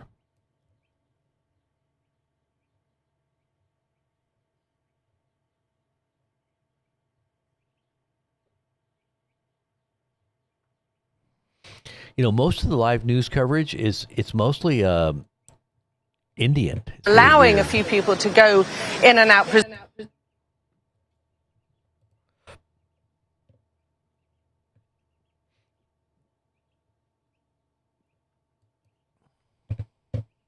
तारीख के अहम तरीन लम्हात में से एक लम्हा हो mostly Indian stuff. Let's see if I can find a good source here.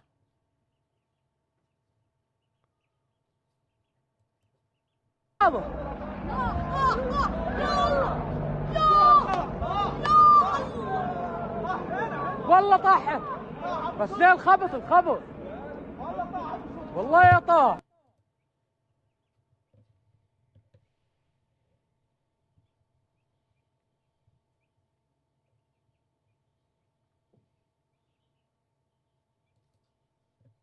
Completely unrelated to current events.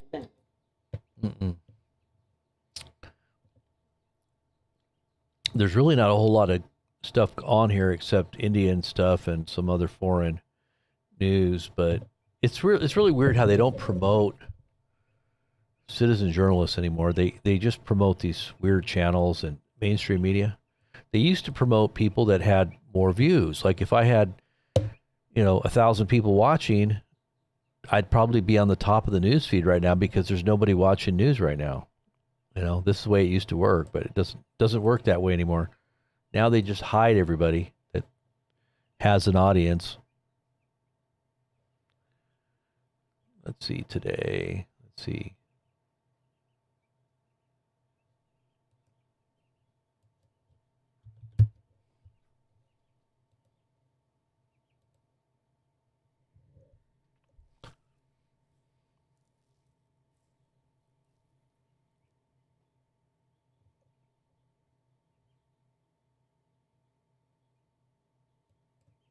Not agree, but this almost looks like a Russia-Ukraine scenario where in the initial phase of the war in 2022, one would have expected that this war will be over in 3 months, but it's been 4 years already. It's been 4+ years and the Russia-Ukraine war continues. Remember, Trump came with this kind of a mandate that he will bring peace. He will mediate and bring peace between Russia and Ukraine. That hasn't happened in the last 1 year of the Trump presidency, and instead of bringing peace, Trump has ignited and instigated yet another conflict all across the Middle East, which these countries did not want. And what is essentially happening right now is that...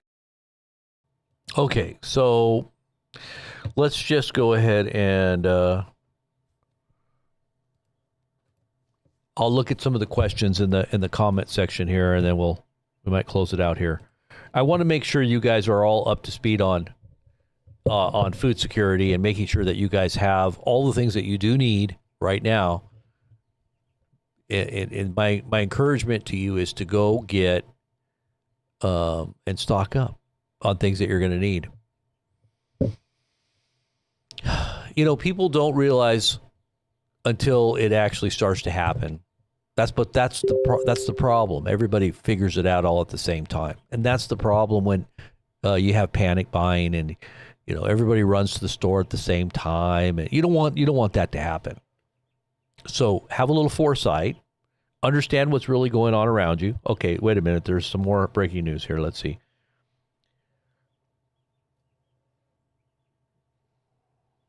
Okay, The Guardian saying, listen to this. This is interesting. This is just now coming out here.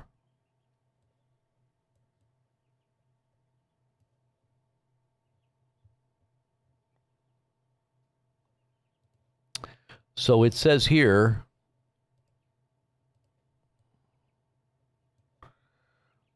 there are increasing fears within Trump's current and former advisory circle that the president may consider ordering a nuclear strike on Iran, which is kind of what we were thinking that he was crazy enough to do. The extremity of Trump's threats, coupled with his growing desperation to find a way out of the conflict, has increased fears that a volatile president could try to use a nuclear weapon. Under the U.S. system, a U.S. president has sole authority to order a nuclear strike. To do so, he would summon a security conference call on the National Military Command Center, summon a security conference call of the National Military Command Center, which would typically involve top officials such as the Defense Secretary, the Armed Forces Commander, but it would depend who was available at short notice.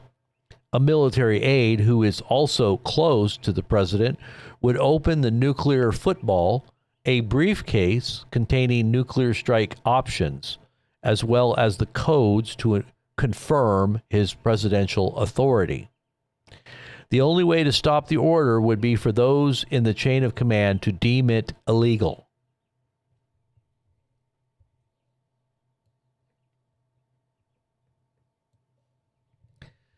Let's see where this is at. This is according to The Guardian. This must have just been posted here. Let's see.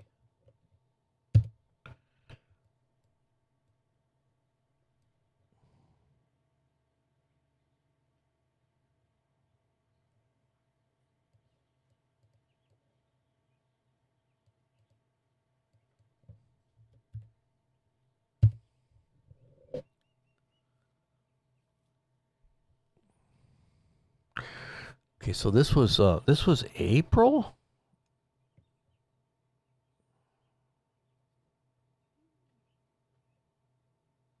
Or no? Well, gosh, this was an old article. Who posted this? So they made it seem like this was just recent.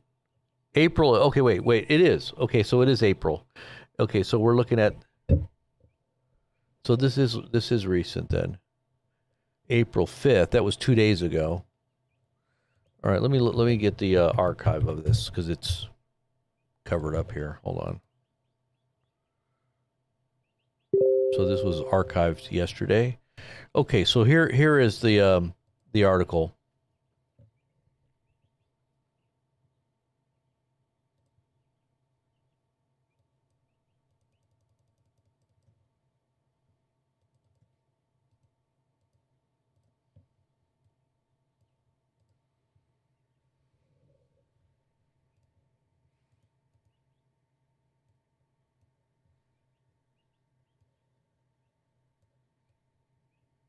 This is the Guardian.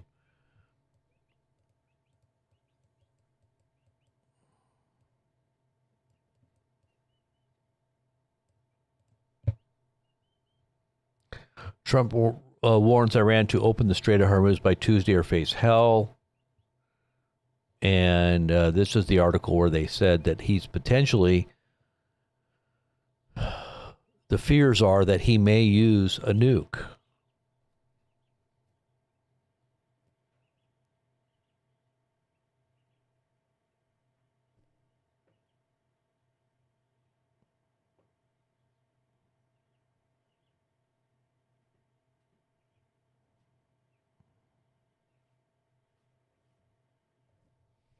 Let's see if I can find it here.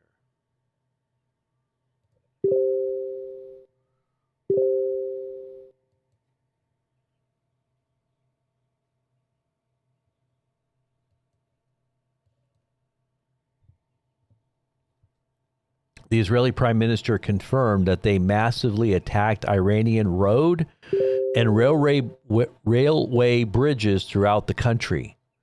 Okay, so Israel is now confirming that they have attacked railway bridges throughout the country and roads. So they're going after infrastructure. The New York Times, citing officials in the United States and Israel, quote, "We are intensifying our attacks to force Iran to open the Strait of Hormuz and agree to a ceasefire." So this is happening right now. Before the deadline, they are pushing for increased attacks on critical infrastructure starting now. I mean, that's what, when you talk about blowing up railways, railway bridges throughout the country.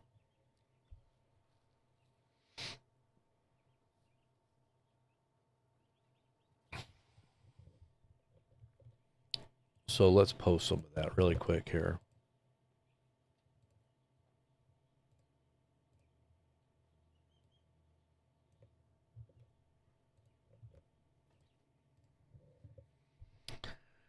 Storming the beaches of Normandy.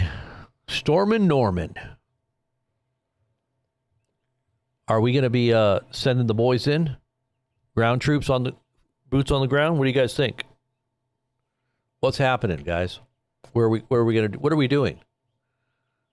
What have we done? You may ask yourself, what have I done?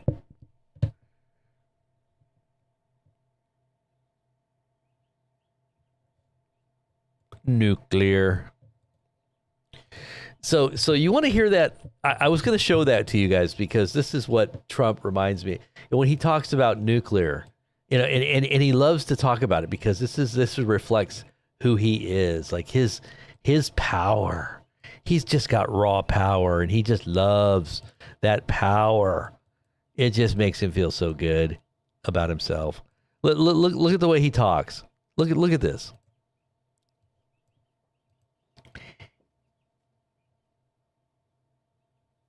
listen to him. Listen to him. Listen to him. Nuclear.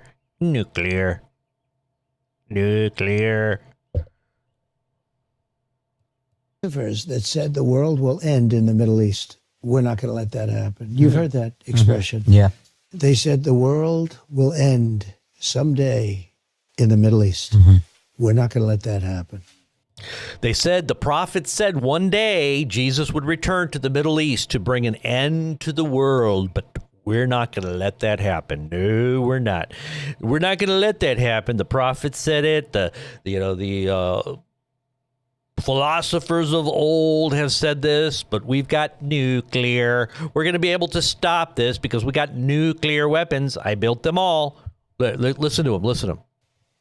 Okay. Well, listen, thank you so much. Thank you so much, Mr. President. I really appreciate.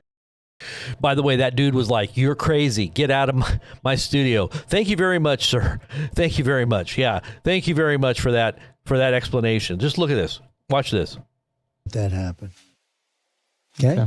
Well, listen, thank you so much. Thank you so much, Mr. President. I really appreciate it. Guys. The Middle East is rapidly changing. You know, there are prophets that say the world will come to an end in the Middle East. You know that, right? And we have weapons today that are so scary. When you look, I rebuilt them all. And when you look at the weapons we have today, the biggest threat we have in the world today is nuclear weapons. 600. The biometric entry-exit visa tracking system, which we need desperately.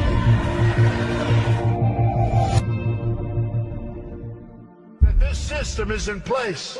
The mark of the beast. And I will tell you, it will be on land, it will be on sea, it will be in air. We will have a proper tracking system. We will have a proper tracking system. We will have a proper mark of the beast. We will have a proper mark of the beast. We will have a proper number of his name. Everybody will need to submit.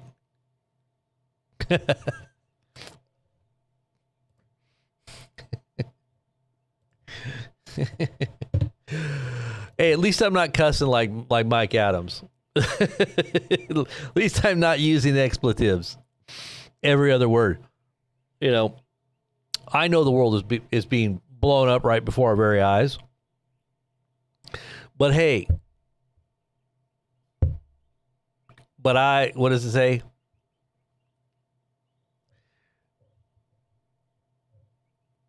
It's the end of the world as we know it, but I feel fine because I got peace in my heart. As long as you know Jesus, right? Hey, you know, if you're holding on to things in this world, you're going to be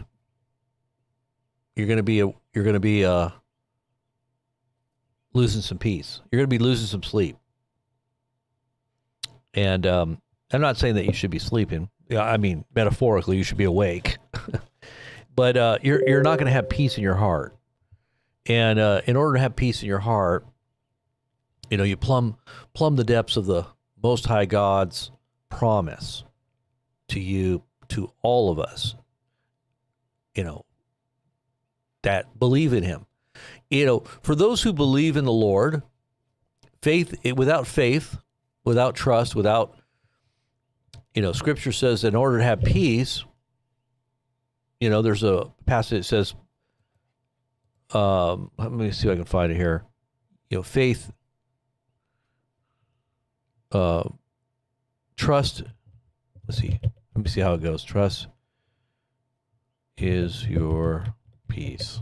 I think it's an Old Testament scripture. It says, in quietness and in trust. Here it is.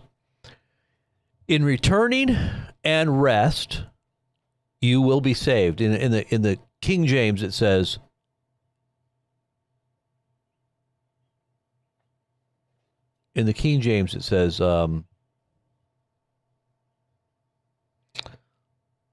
where is it? For thus says the Lord God, the Holy One of Israel, in returning, which is repentance, you know, you return, you repent, you turn from a way that is wicked, right? The Lord tells you this is the way, walk ye in it. So you repent, you turn, you return to God's ways. In returning, you're going to find your rest, right? You're going to have rest, and you will be saved. In quietness and in confidence shall be your strength.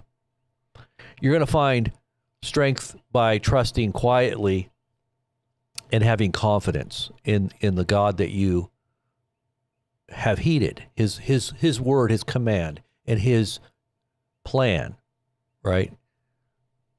And he's just, and he's in every way trustworthy. So you can rest your, rely upon him, right? Trust in the Lord with all of your heart and lean not upon your own understanding. Don't trust in your own ways or your own abilities or your own understanding of what you think is right, but let God define that. Let God confirm your pathway. And how do you do that? Well, there is a supernatural element to this. Is when you're talking about God's communications, you're talking about a higher level of understanding, right? You're talking about a wisdom that comes from outside of yourself, from above. It says, not an earthly collective corporate consciousness. We're not talking about a talent or an ability that you personally have as a human that might be, compromised by demonic influence. Really, a wisdom that's of the earth, it says, is demonic. So you don't want to have any, wisdom that you think is, reason. You could say is natural reason, or your higher self, or higher angels, whatever you want to call it. It is a wisdom that's of the earth. You don't want to be tapping into that. You want to make sure you're getting your wisdom from the Most High, right?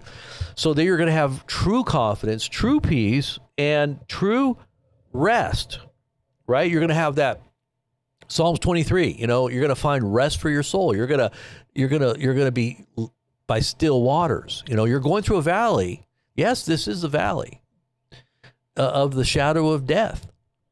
But the world is dying. The world is not going into an eternal glory, like they promise, some kind of eternal golden age that's going to be technologically so advanced that we're never going to die. They're saying this is what Trump and all of his Stargate program team and techno gurus and tech giants. These are the giants in the land, really. These are the giants that we are to conquer through faith, right? We're going to enter in and conquer the land of promise. Don't bow to these tech giants' lies and AI, entities that are trying to somehow control you through some digital tracking and tracing system that's going to cause you to worship some beast. You're not going to submit to that. You're going to submit to the Most High God and his will and his rule over your life. Amen. So this is Isaiah chapter 30, verses 15. You're going to find true rest for your soul. You want true rest. You want true peace. You want true life. Jesus said, I'm the way, I'm the truth, I am the life. No man comes to the Father except through me. You're never going to find nirvana. You're never going to find God. You're never going to find the Most High, however you define who this God is, this creator. You're never going to know him except you come through his Son, the only begotten Son, Jesus Christ, manifest in this physical body, which is the Word made flesh, right? In the beginning was the Word, eternal, God's eternal thought, God's eternal essence of who he is, manifest in a spoken word. In the beginning, God said, let there be light, right? This word was in the beginning. In the beginning was the Word, and the Word was with God, and the Word was God. And the Word became flesh and dwelt among us. And we beheld the glory as of the only begotten of the Father, full of grace and truth. Thank God for his grace that he gave in the dying and the suffering and the bearing, the propitiation of our sin, the one that took our judgment on our behalf, so that we might be made the righteousness of God in him, that we have now met God's holy demand for purity and justice and perfection in Christ, that we're now in Christ, right? Thank God for his grace that washes and cleanses and prepares and gives us the power to even be perfect. Now, I'm not saying that you're perfect, but the power is given, just like the resurrection, the power to raise Jesus from the dead. That miracle of transformation is beginning in each one of our hearts that truly trust, that truly have faith, right? So what does it say? The same Spirit that raised Jesus from the dead, if it dwells in you, shall he not also quicken your mortal body? Shall he not also quicken your conscious awareness of being right with him, right? Be perfect, even as my Father in heaven is perfect. How do you be perfect? Well, the seed that's within you is eternal, and it cannot sin, it says in 1 John. That seed is perfect. It is sinless. There's no sin in the perfection of God's holy, eternal Spirit that he places within you. Now, that seed grows as you give it time and as you water it and as you tend it, as you nurture it. It's going to, the more you give to it, the more it's going to benefit every part of your being, every aspect of who you are as a human. Your destiny, your ultimate destiny will be secured for eternity, because that seed is sinless. It's an uncreated spirit that is the Lord himself, planting his own seed within your soul, right? This is the eternal life. That's why you have eternal life, right? Eternal life is just that. It is not created by some guru, tech giant that's going to somehow give you some eternal digital upload of your brain and your soul so that you can live forever.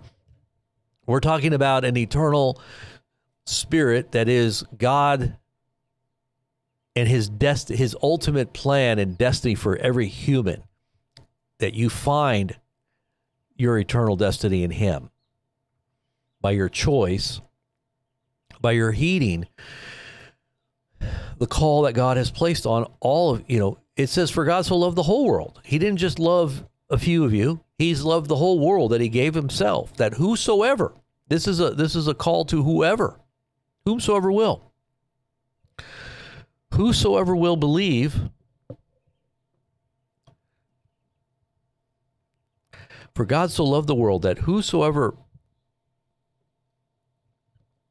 would call upon his name and believe would not perish but have everlasting life. Amen.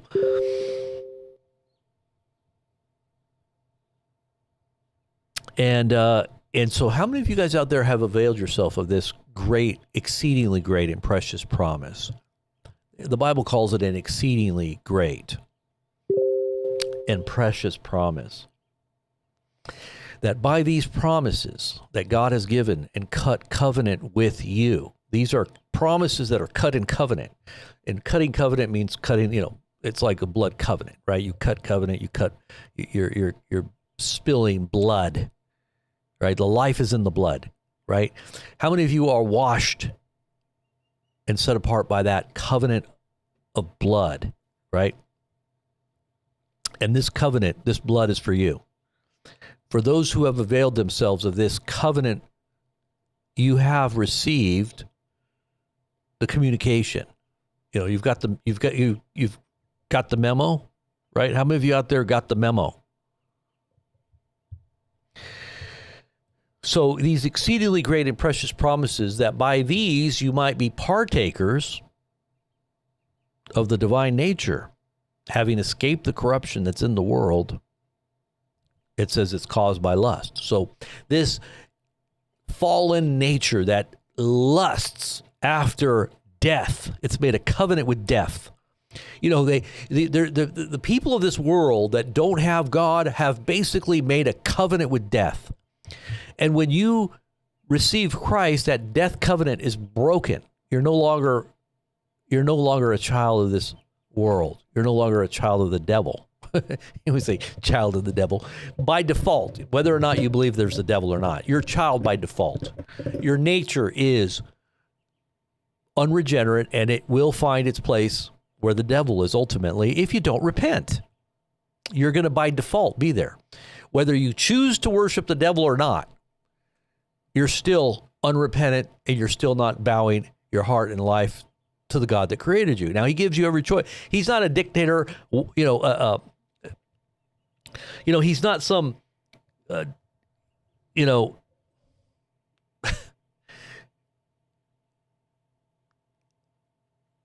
tyrant in the sky dictating to you terms of surrender by bowing and licking the dust on his feet. He's trying to show you his goodness, like his love and what he's accomplished for you to save you from the tyrant and dictator that is the devil. Okay, the Lord, Jesus said this very clearly, I have come that you might have life more abundantly. The devil comes but for to steal, to kill, and to destroy. All right, so the goodness of the Lord should lead you to repentance, not the fear and terror of being thrown into the fires of hell. The goodness of the Lord. Now, if that doesn't work, then yeah, you should be afraid. Maybe that'll get your attention, that God loves you. He's not wanting you to perish. God is not willing that any should perish, right? It says that the Lord has no pleasure in the destruction of the wicked. So God's not really happy to see people destroyed. Some people might say, oh, God just loves to destroy people. He just wants to send down lightning bolts and kill everybody because he's a dictator in the sky. No, for God so loved the world that he gave his only begotten son. How many of you guys believe this message? How many of you out there understand the message of the gospel? Truly understand it? And have applied the truth to your own soul, the doorpost of your own heart. How many of you out there have done that? I pray that you all have, because time is definitely short. And we're watching the culmination of Scripture right now. These prophetic fulfillments of God's plan are unfolding right before our very eyes. Hello, Tim Johnson. God bless. John Lacey, I see out there. Keith, Michael Clark. Michael Clark says, I'm on board. I'm on board. You got to remember that God is in control. Yes, he is, Irene. Amen. He's faithful and true. Absolutely, Keith. Sandy Rad. It's an early one today, yes.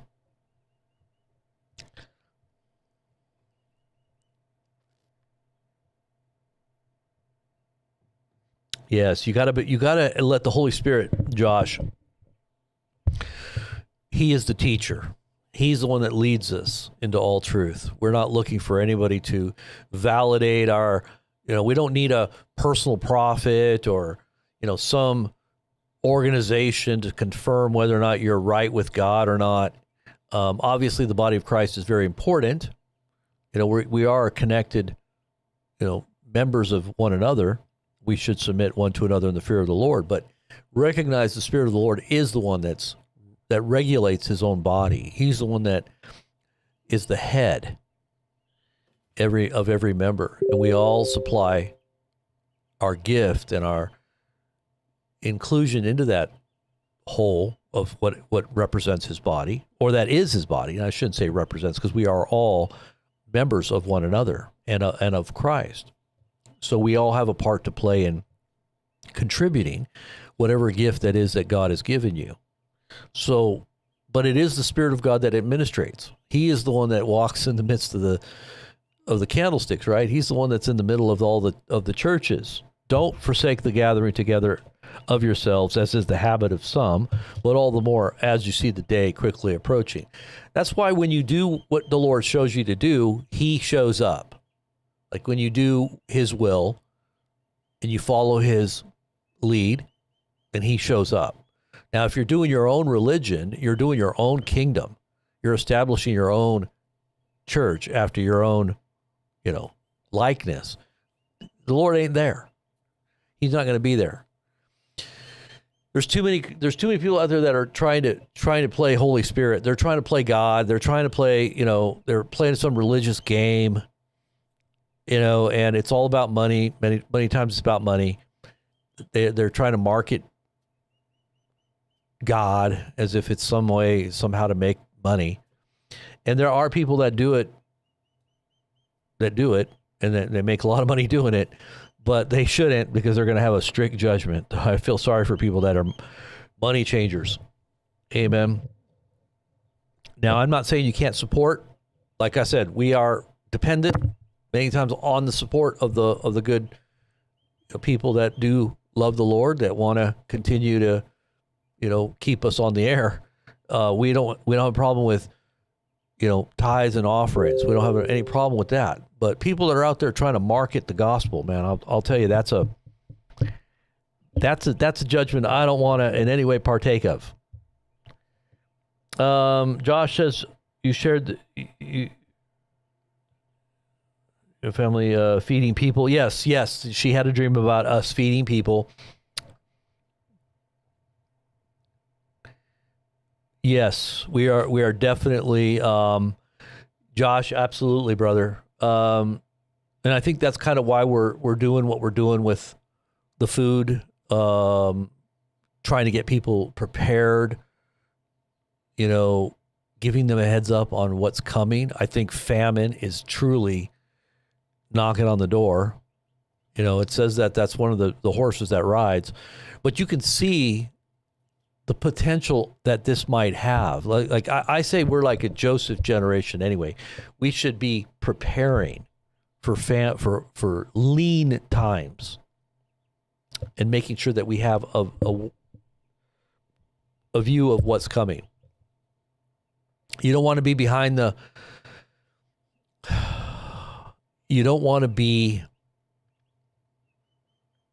unprepared for what's coming. And,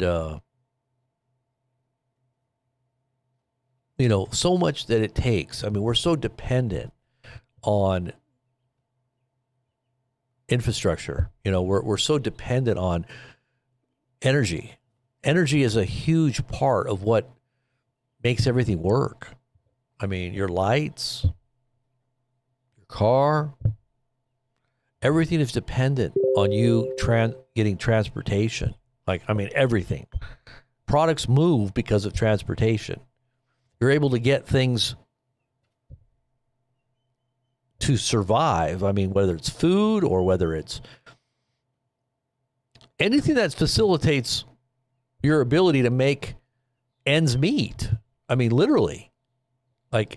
How does your computer even work? What happens if a chip goes out of here? Remember during COVID when there was a chip shortage? Well, let's just say your computer stops working or your phone stops working. Well, you got to go out and buy another phone, or you got to go out and buy another computer. But what happens when there's no chip? Remember how there was a chip shortage? There was no phones. There was no computers. Then what do? Well, there's modem problems. We don't have enough modems. I was talking to our internet company, and they said, they didn't have any new modems back in the day. They had to use old modems because the modems couldn't get modems in. I mean, it's for everything. Transformers, for your lights, for your power source. There was a shortage of transformers. You couldn't even get transformers. Everything is dependent on what is happening in the middle. This is why Trump might, in his mind, say we need to nuke Iran, because the whole world's security is dependent on this strait being open.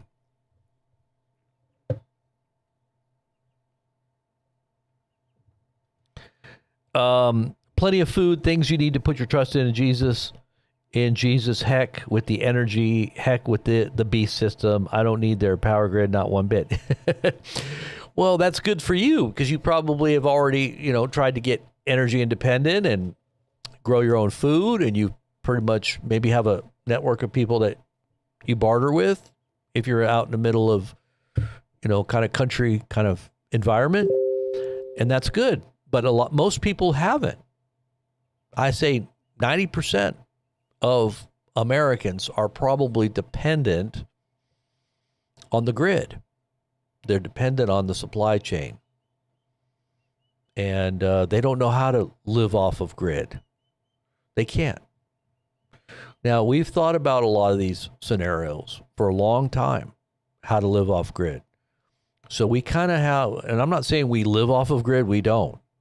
But we could if we got thrown into it. We could probably survive. It wouldn't be easy.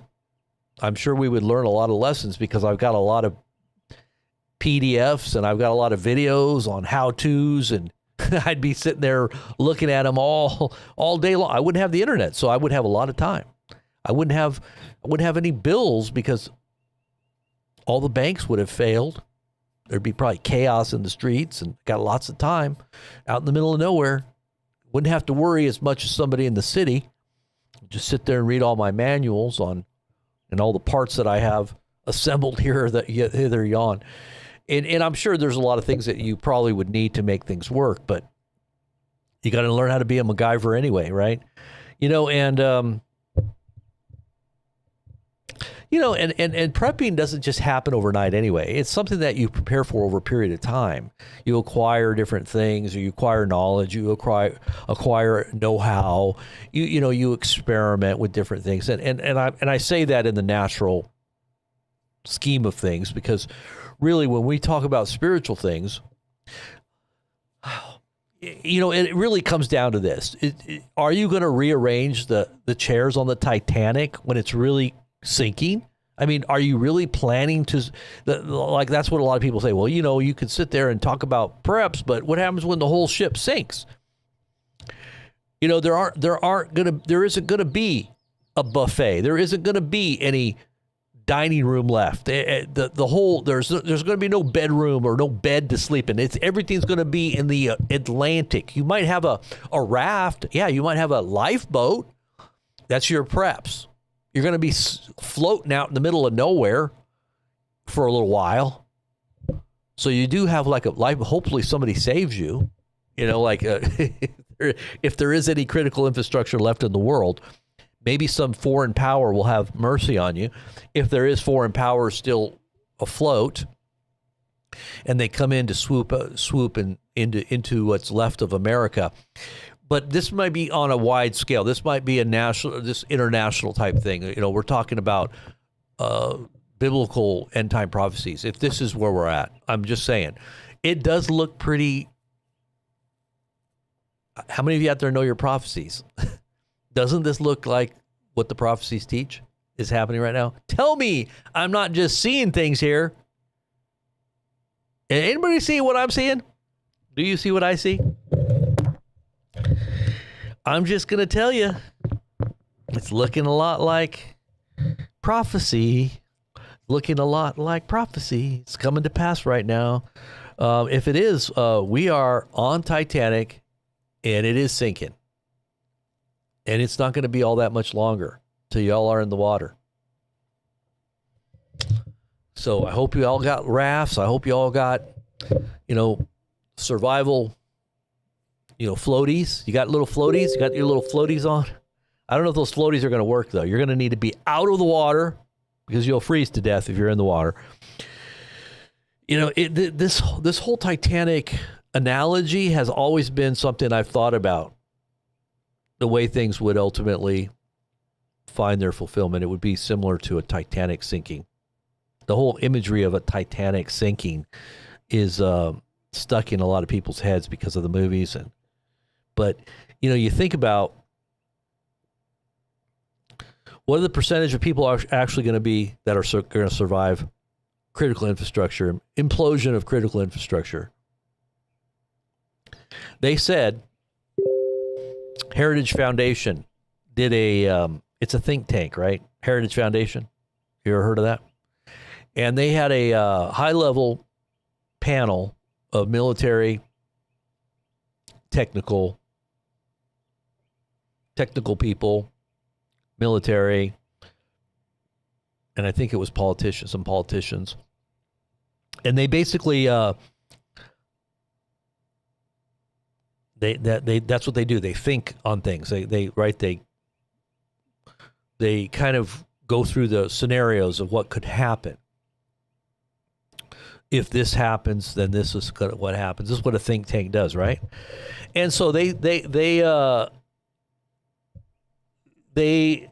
gave a scenario of America's critical infrastructure being affected by an EMP attack. And if you don't know what an EMP is, it's an electromagnetic pulse, right, coming from a detonated nuclear device in the atmosphere.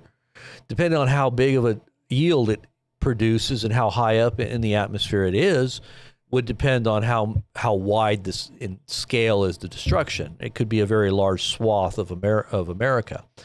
Especially if there's a few of them, it could shut off all of our critical infrastructure and fry everything that has any kind of computer components that are delicate computer components. It would ultimately just fry everything.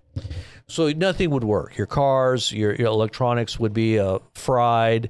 All of your computer chips and boards would be useless. Be just a big chunk of useless metal now. Door stops. But everything was shut off. Electricity, everything. They said that we would basically go back to like the 1800s overnight, right? If this were to have ever happened.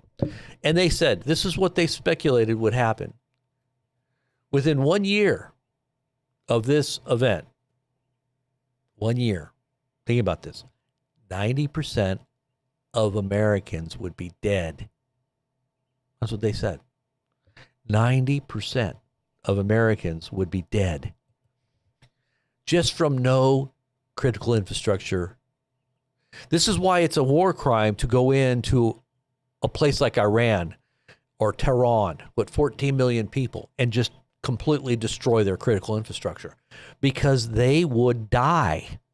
They are a modern city. You know, this is a metropolitan area. And they're not living, in the bush, dependent on archaic means of supporting of living, where they're skilled at doing things that can keep their, they're not like Indians, living off the land. These are people in a modern city. If you shut everything off, they will die. 90% of Americans would be dead if there was an EMP attack that shut down critical infrastructure. This is what the Heritage Foundation said. There is a report on this. Let's see if I can find it.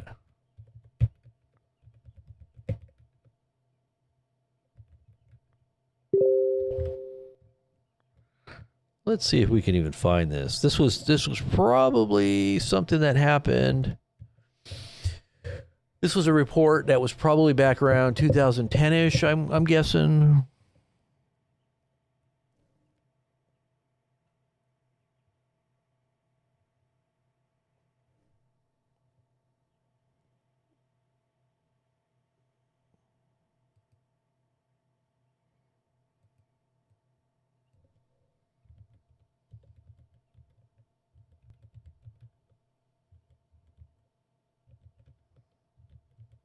Let's see if this is it.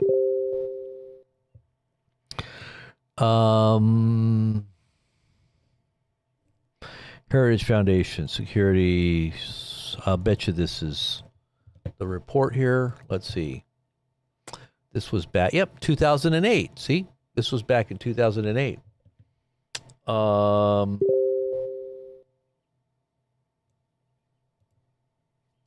I remember reading this, the full report here. So, this is the Heritage Foundation, if you can see that up there. An electromagnetic pulse of the United States could wreak havoc on the nation's electronic systems, shutting down power grid sources and supply mechanisms, irreparably crippling the country. Such an attack could simultaneously inflict large-scale damage while critically limiting our recovery abilities. Yet, despite the tremendous threat EMPs pose, this danger has been largely ignored. Congress and the new administration must recognize the significance of an EMP threat and take necessary steps to protect against it. And this was in 2008. And the full report, I think it says something. It does talk about how many people would be dead. Let's see if I can find it. There's actually a number of these reports, but I'm not sure where it's at. I would have to sit here and really look for it. But if you ever did want to do research on this, especially with the Heritage Foundation, you could check it out by just doing a little search on it.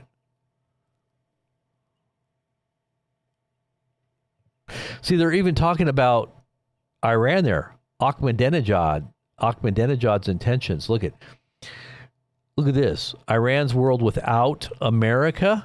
This was in 2008. Which world leader is on record musing about a world without America, a goal he calls attainable?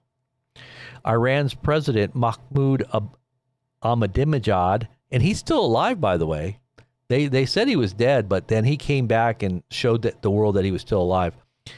Until recently, it was possible to believe that whatever Mr. Ahmadinejad's intentions, Iran was a long way from acquiring the capabilities it needs to achieve its goals. But a blue ribbon commission has reported to Congress on what appears to be an Iranian drive to obtain the means to carry out an EMP attack. See, this type of thing could happen. This was in 2008. Think about that. That's almost 20 years ago. This report came out.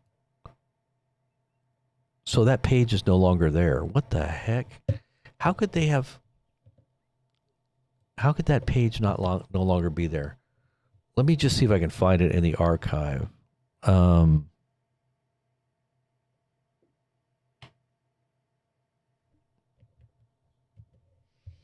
Let's see if we have an archive of this. Nope, there's no archive of it. Oh, we're looking at the Wayback Machine. Wayback. Let's go to the Wayback Machine.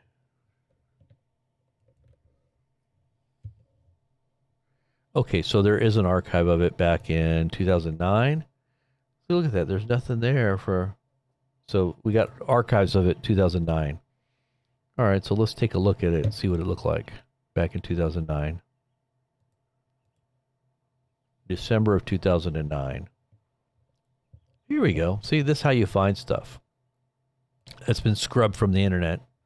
See the Heritage Foundation? Okay. So which world leader is on record about musing about a world without America, a goal he calls attainable?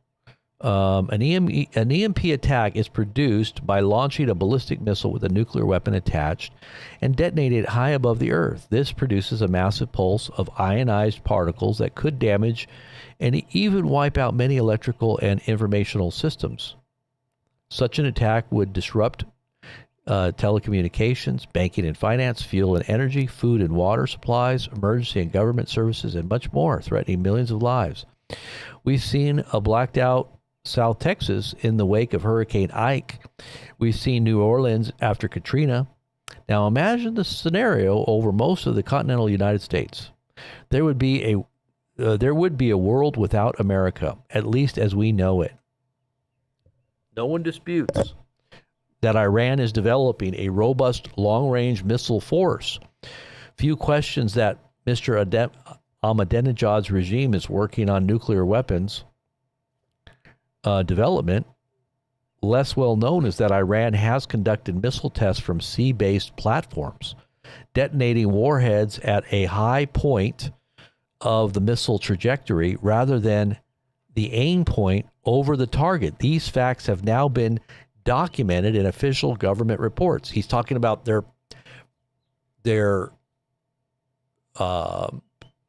preparing for an EMP. See, they're doing these practice targets, and this would be more of for an EMP attack rather than an actual target. So it says connect the dots, and you will find a picture of a workable research program for developing a covert means to deliver an EMP attack against the United States.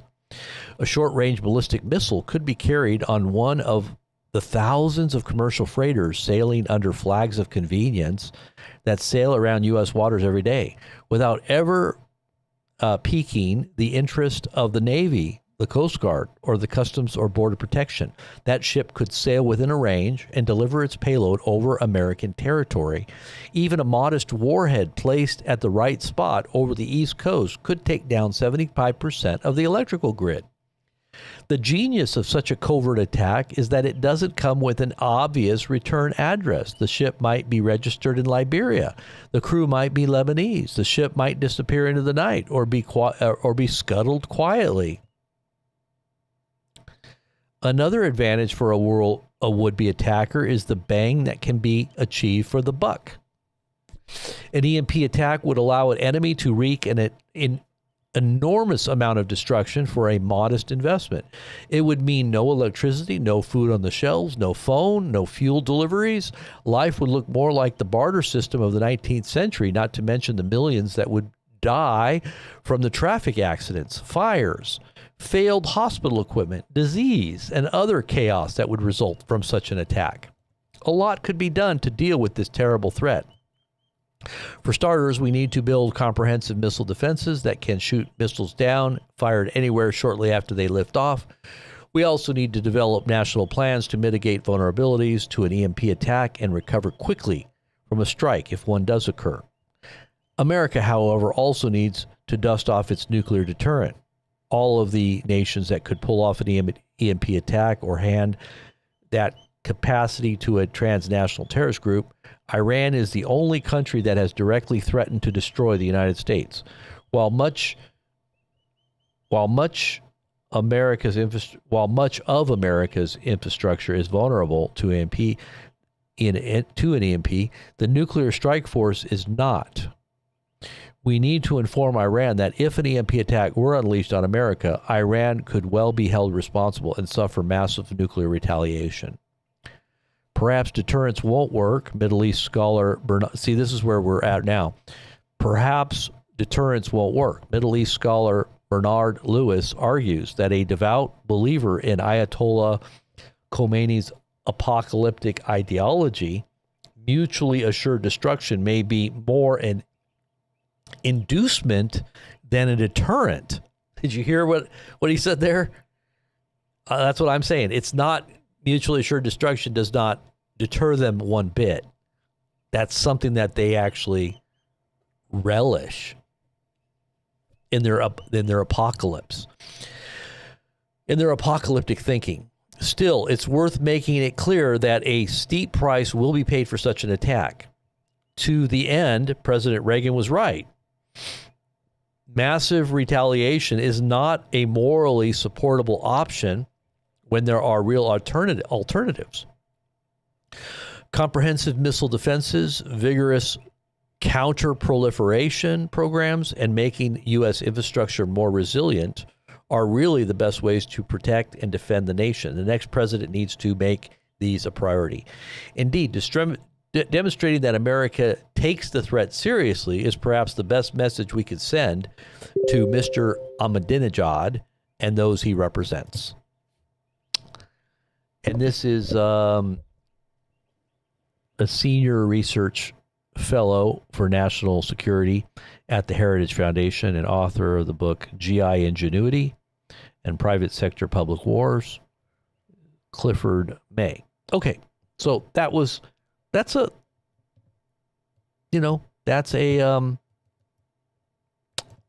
deleted Heritage. I wonder why they delete this. Why would they delete this? This was deleted, and I'll post the archive for you guys if you want it. If you want the archive version of this, I'll post the archive for you here so you can check it out yourself.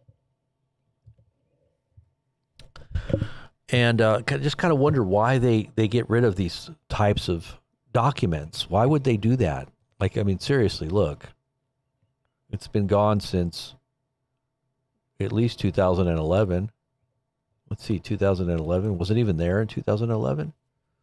Let's see. I bet you it was gone in 2011.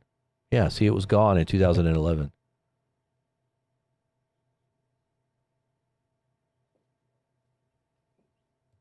but it was there in 2010. Let's see. Yeah. Isn't that crazy? Was it 2010? Was it still there? Nope, it was gone in 2010 too. So it had to have been just 2009 was when it was there last.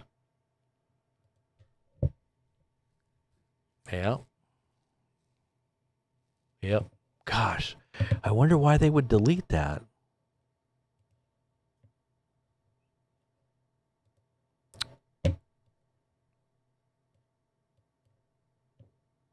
They still have a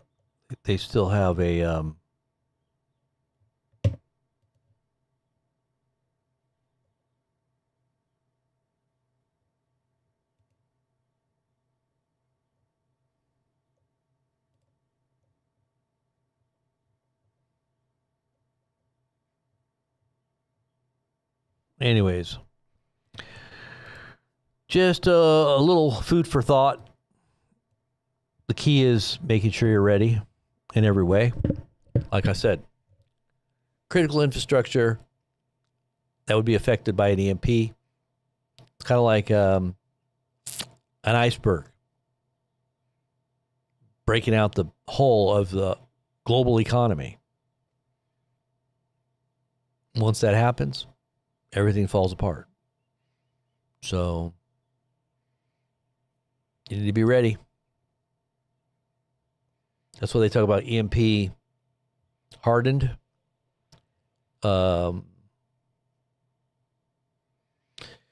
Hardening of your... If you got a car, nobody else has one. You got lights, nobody else has them. You've basically hardened yourself against EMPs. Then you're going to be, hey, what's that smell of bacon coming from over there at that house? They've got lights over there. Let's go check it out and see. Gather everybody together. Let's go over there and find out what they're doing. If we can join them. We're going to go have a party over there at that house. Whether they like it or not. If you know what I mean. Right? That's another part of prepping. that's where your defense comes in, or your security, your perimeter. The odor of bacon, driver of the conflict. Sherry says, "Yeah, don't be fearful. Do not fear the reaper. Be prepared." As long as you can embrace your cross and pick it up and not turn back and be stoically faithful to the God Most High. I would say stoic, but obviously there is still some bit of fear. All right, so here's another report. New ballistic missile. What is this? Footage shows a BGM-109E Tomahawk land attack missile flying over the skies of Tehran this morning, captured as part of U.S. strikes on Iranian targets. The first confirmed U.S. cruise missile strike on Iran following a several-day pause. So let's take a look and see what that looks like.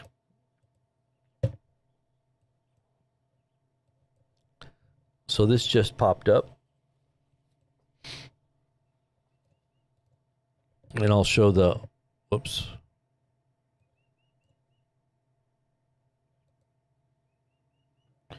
I'll show what it looks like here in a second here. Take a look.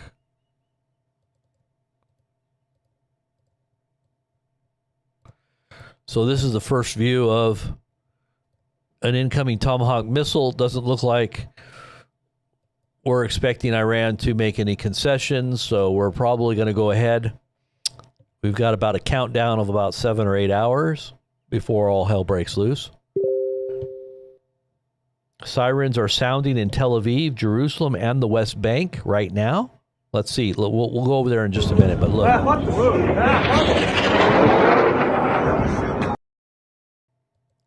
Wow, they caught that on camera. How in the world did they do that?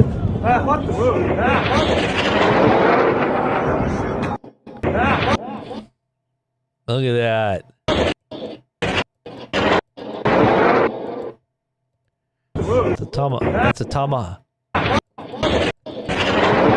That's a tomahawk. Tomahawk chop. Oh, tomahawk chop. On its way to Iran. Not good. All right, so let's go see what's going on in Iran right now. I think there might be some missiles incoming here. Let's see.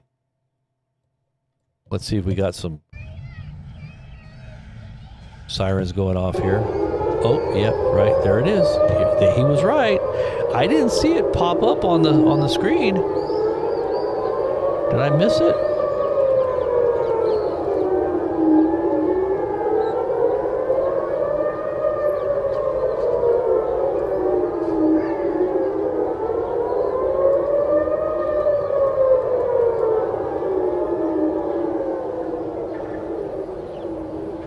Listen for the booms. Boom, boom, boom. Let me hear you say, way-ho. Let's see if we can hear it. We've become jaded to war. It's going to get worse. If things get worse, it'll become, you know. And think about if you were living in Ukraine. You were seeing death every day. You know, you just become numb to it. It wouldn't even be something that you would think about. I mean, in a way that you normally would. Okay, so they're saying this just happened, so we should be hearing something here. Let's see. If these missiles are truly incoming here, you should hear some booms.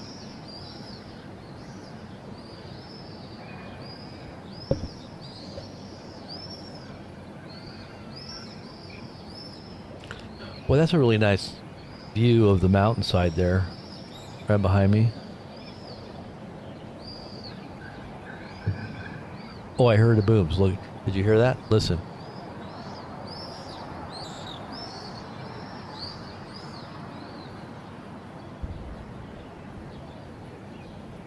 That's northern Israel.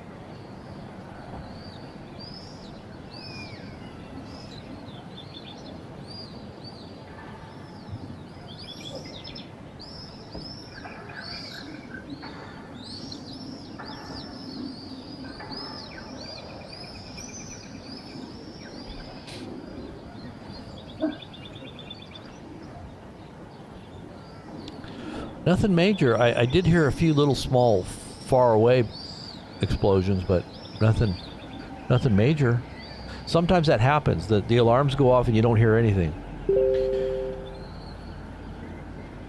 But more often than not, there is explosions that you'll hear. But not today.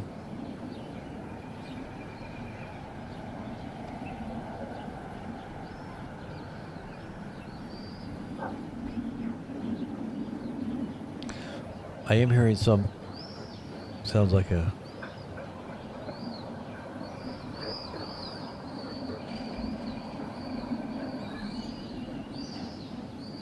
no, don't sound like anything. So no boom, boom, booms.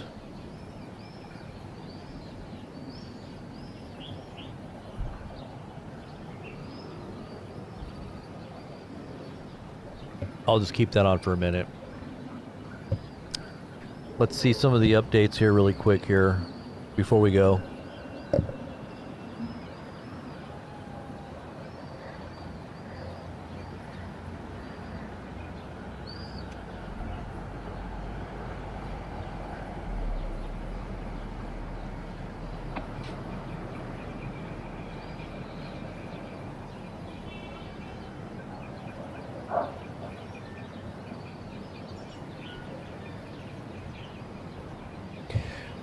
Yeah, that was, should have heard something there.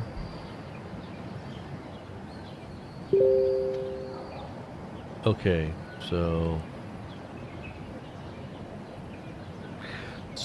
for NASA firms detect several large fires on Iran's Kharg island following U.S. strikes.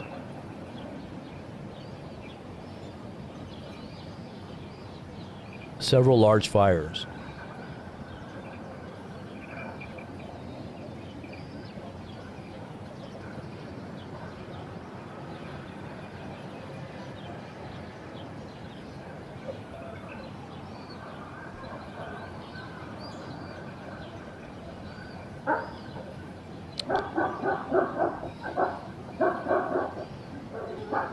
Okay, so let's turn that off. So then there's also this.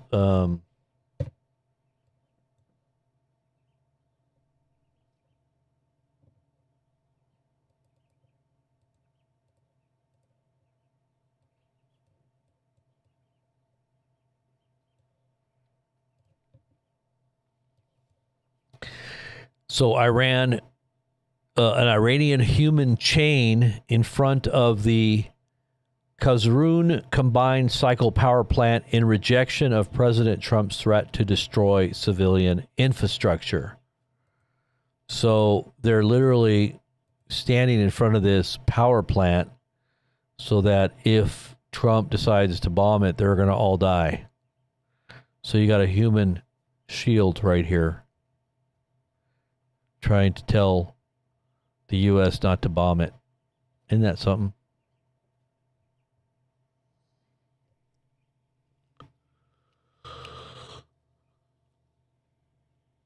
All right, so this was just posted a few half hour ago. Fox News reports that President Trump says that 8 p.m. is happening. If we get to that point, there is going to be an attack like they have not seen. If negotiations move forward today and there is something concrete, the deadline could change. But at this hour, we're moving forward with the plans that we have.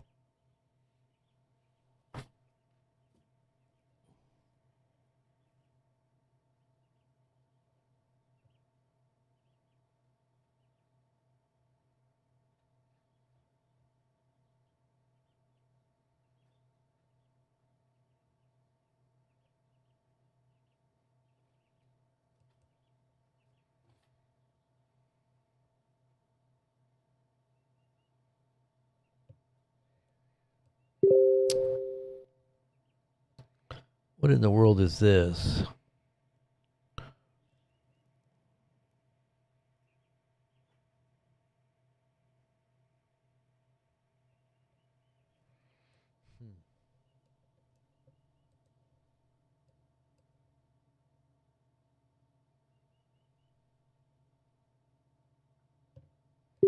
They just welded together there. What the heck is that? That's weird. I wonder if that's an Israeli thing. GBU-339B. Let's see.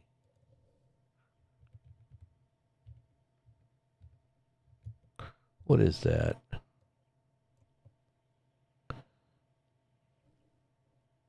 Who makes this? Okay, so it's an integrated on F-15 Strike Eagles, F-16s, F-22s, F-35s, and B-21s, with recent tests showing usage on MQ-9 Reaper drones. So this thing is actually fired from different platforms, including our F-35s.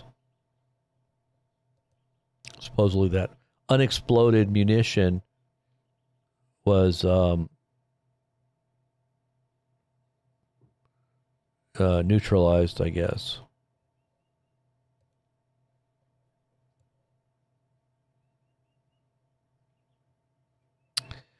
In fact, this is what they're talking about here is a Reaper drone that was shot down, I guess. Let's see.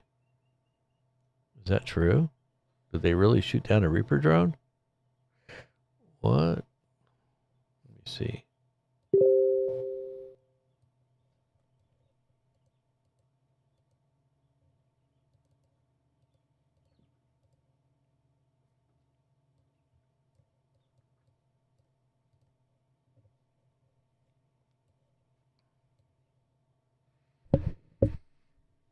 Let's see.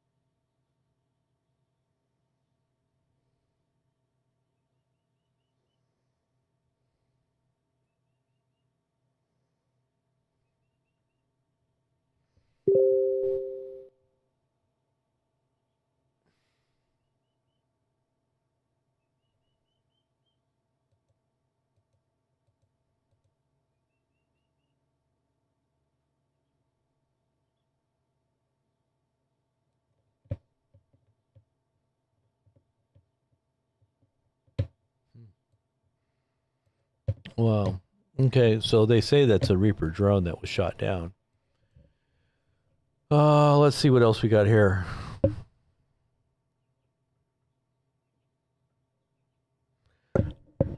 Tucker Carlson stated he's speaking about the threat of the United States using nuclear weapons against Iran and called on the military and White House staff not to follow Trump's orders.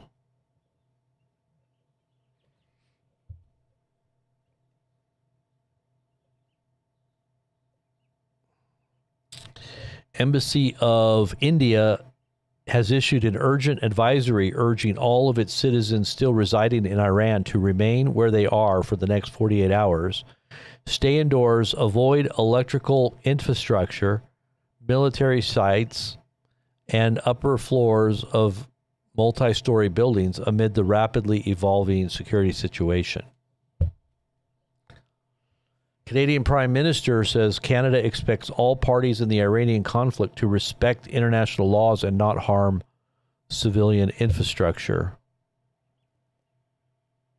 I guess he's making a statement to Trump.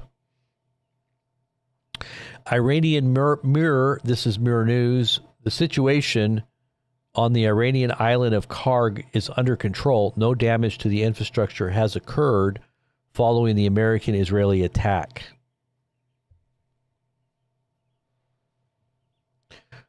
Trump attacks influencer Tucker Carlson, who said that Trump is leading the United States toward a nuclear war. Quote, Tucker is a person with a low IQ and has no idea what's going on. He calls me all the time. I don't answer his calls. I don't deal with him. I'd rather deal with smart people, not fools. We were talking about that earlier. I'm sure that Tucker just calls him all the time. He's like, yo, please talk to me. Please, Trump. Blah, please talk to me, Trump. Do you really believe that he calls him all the time? Or do you think Trump is exaggerating? Sounds like an exaggeration to me. Israel tried to create a war between Syria and Hezbollah, but at the last moment, the U.S. intervened. That's according to Intel. Intel. Let's see what this guy has to say here.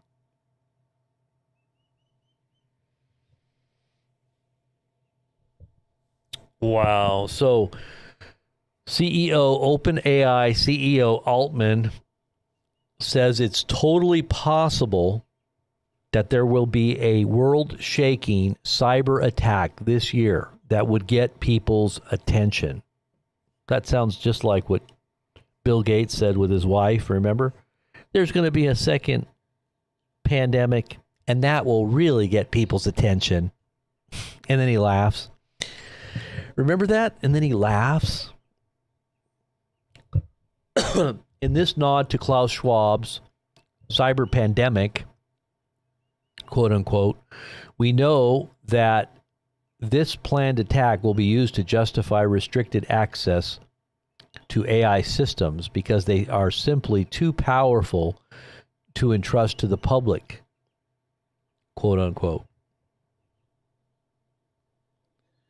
Altman's other statements about metered access to AI like a utility reinforce that they are heading to this model. Metered access to AI, like a utility. Wow. They just need the right crisis to justify it. The crisis is long planned and coming. This is according to Ice Age Farmer. That is interesting. I'm going to save that really quick.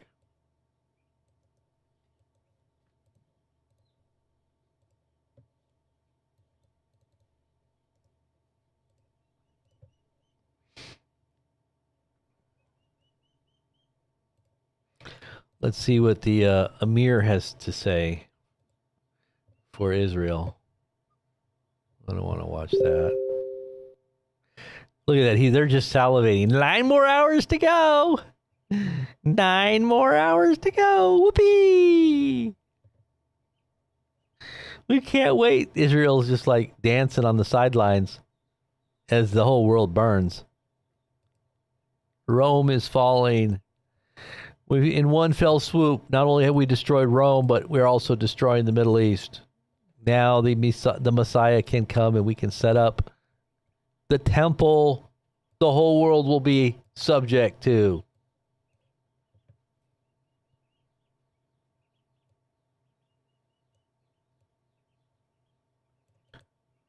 What? Al Arabia channel quotes Iranian reports. Attack on a meeting of commanders in the city of Kharg in northern Iran. Many casualties have been reported. Oh, they should know better than that. Come on. They probably have all their cell phones. They probably got their cell phones on and everything. But I just got off the phone with the president, and he called, and I said, listen, if you were to put odds on it, what were the odds that this is going to end up being a negotiated deal? He said he wasn't going to put odds on it, but he said 8 p.m. is happening. That's what he said. He said, it is, if we get to that point, there is going to be an attack like they have not seen. Now, he's sticking to that at this point. Now, he said if negotiations move forward today, and there is something concrete, that could change. But at this hour, he didn't want to put odds on it, but he said it is moving forward with the plans that we have. That's a huge deal. And obviously, we all think that it's a thing that he's putting out there to say, don't do this. He says he doesn't want to do it, but he is, at this hour, sticking to it and saying, it might be likely if they don't come to the table. Brett, how Yep. It's going to happen.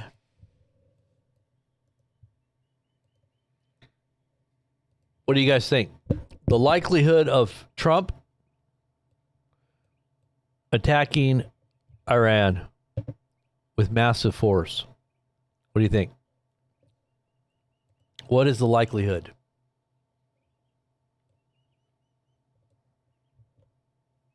Anybody?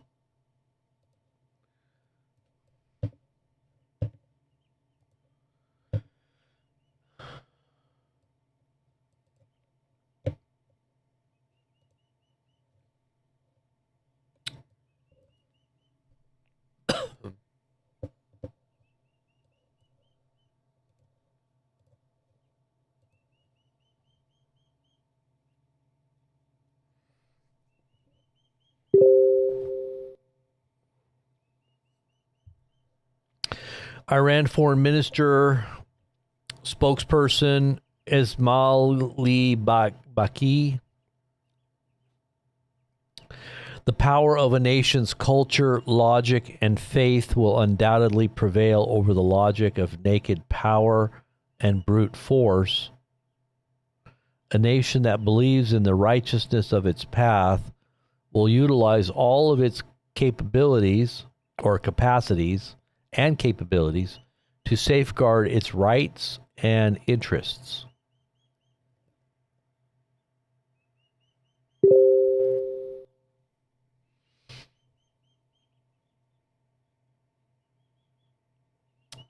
So, new additional Iranian missile launches were detected towards Israel. I had to mute the sound because it's just too much.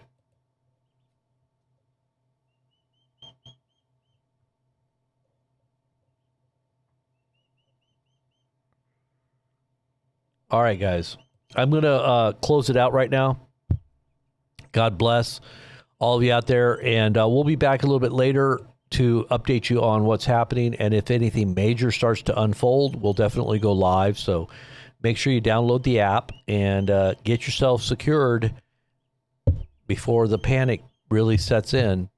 I think once things really do hit the fan, I know that oil and everything else is already up. Let me just take a really quick look at what the prices of oil are if they're going up, because this is like an indicator here. Yeah, oil is definitely going up since this morning. It was at 111. It's at 115 right now. It actually was at 117. 117 about a half an hour ago. It went back down to about 116. It's at 116 right now. 116 a barrel. That's good. That's pretty high. Yeah, everything's going to go up.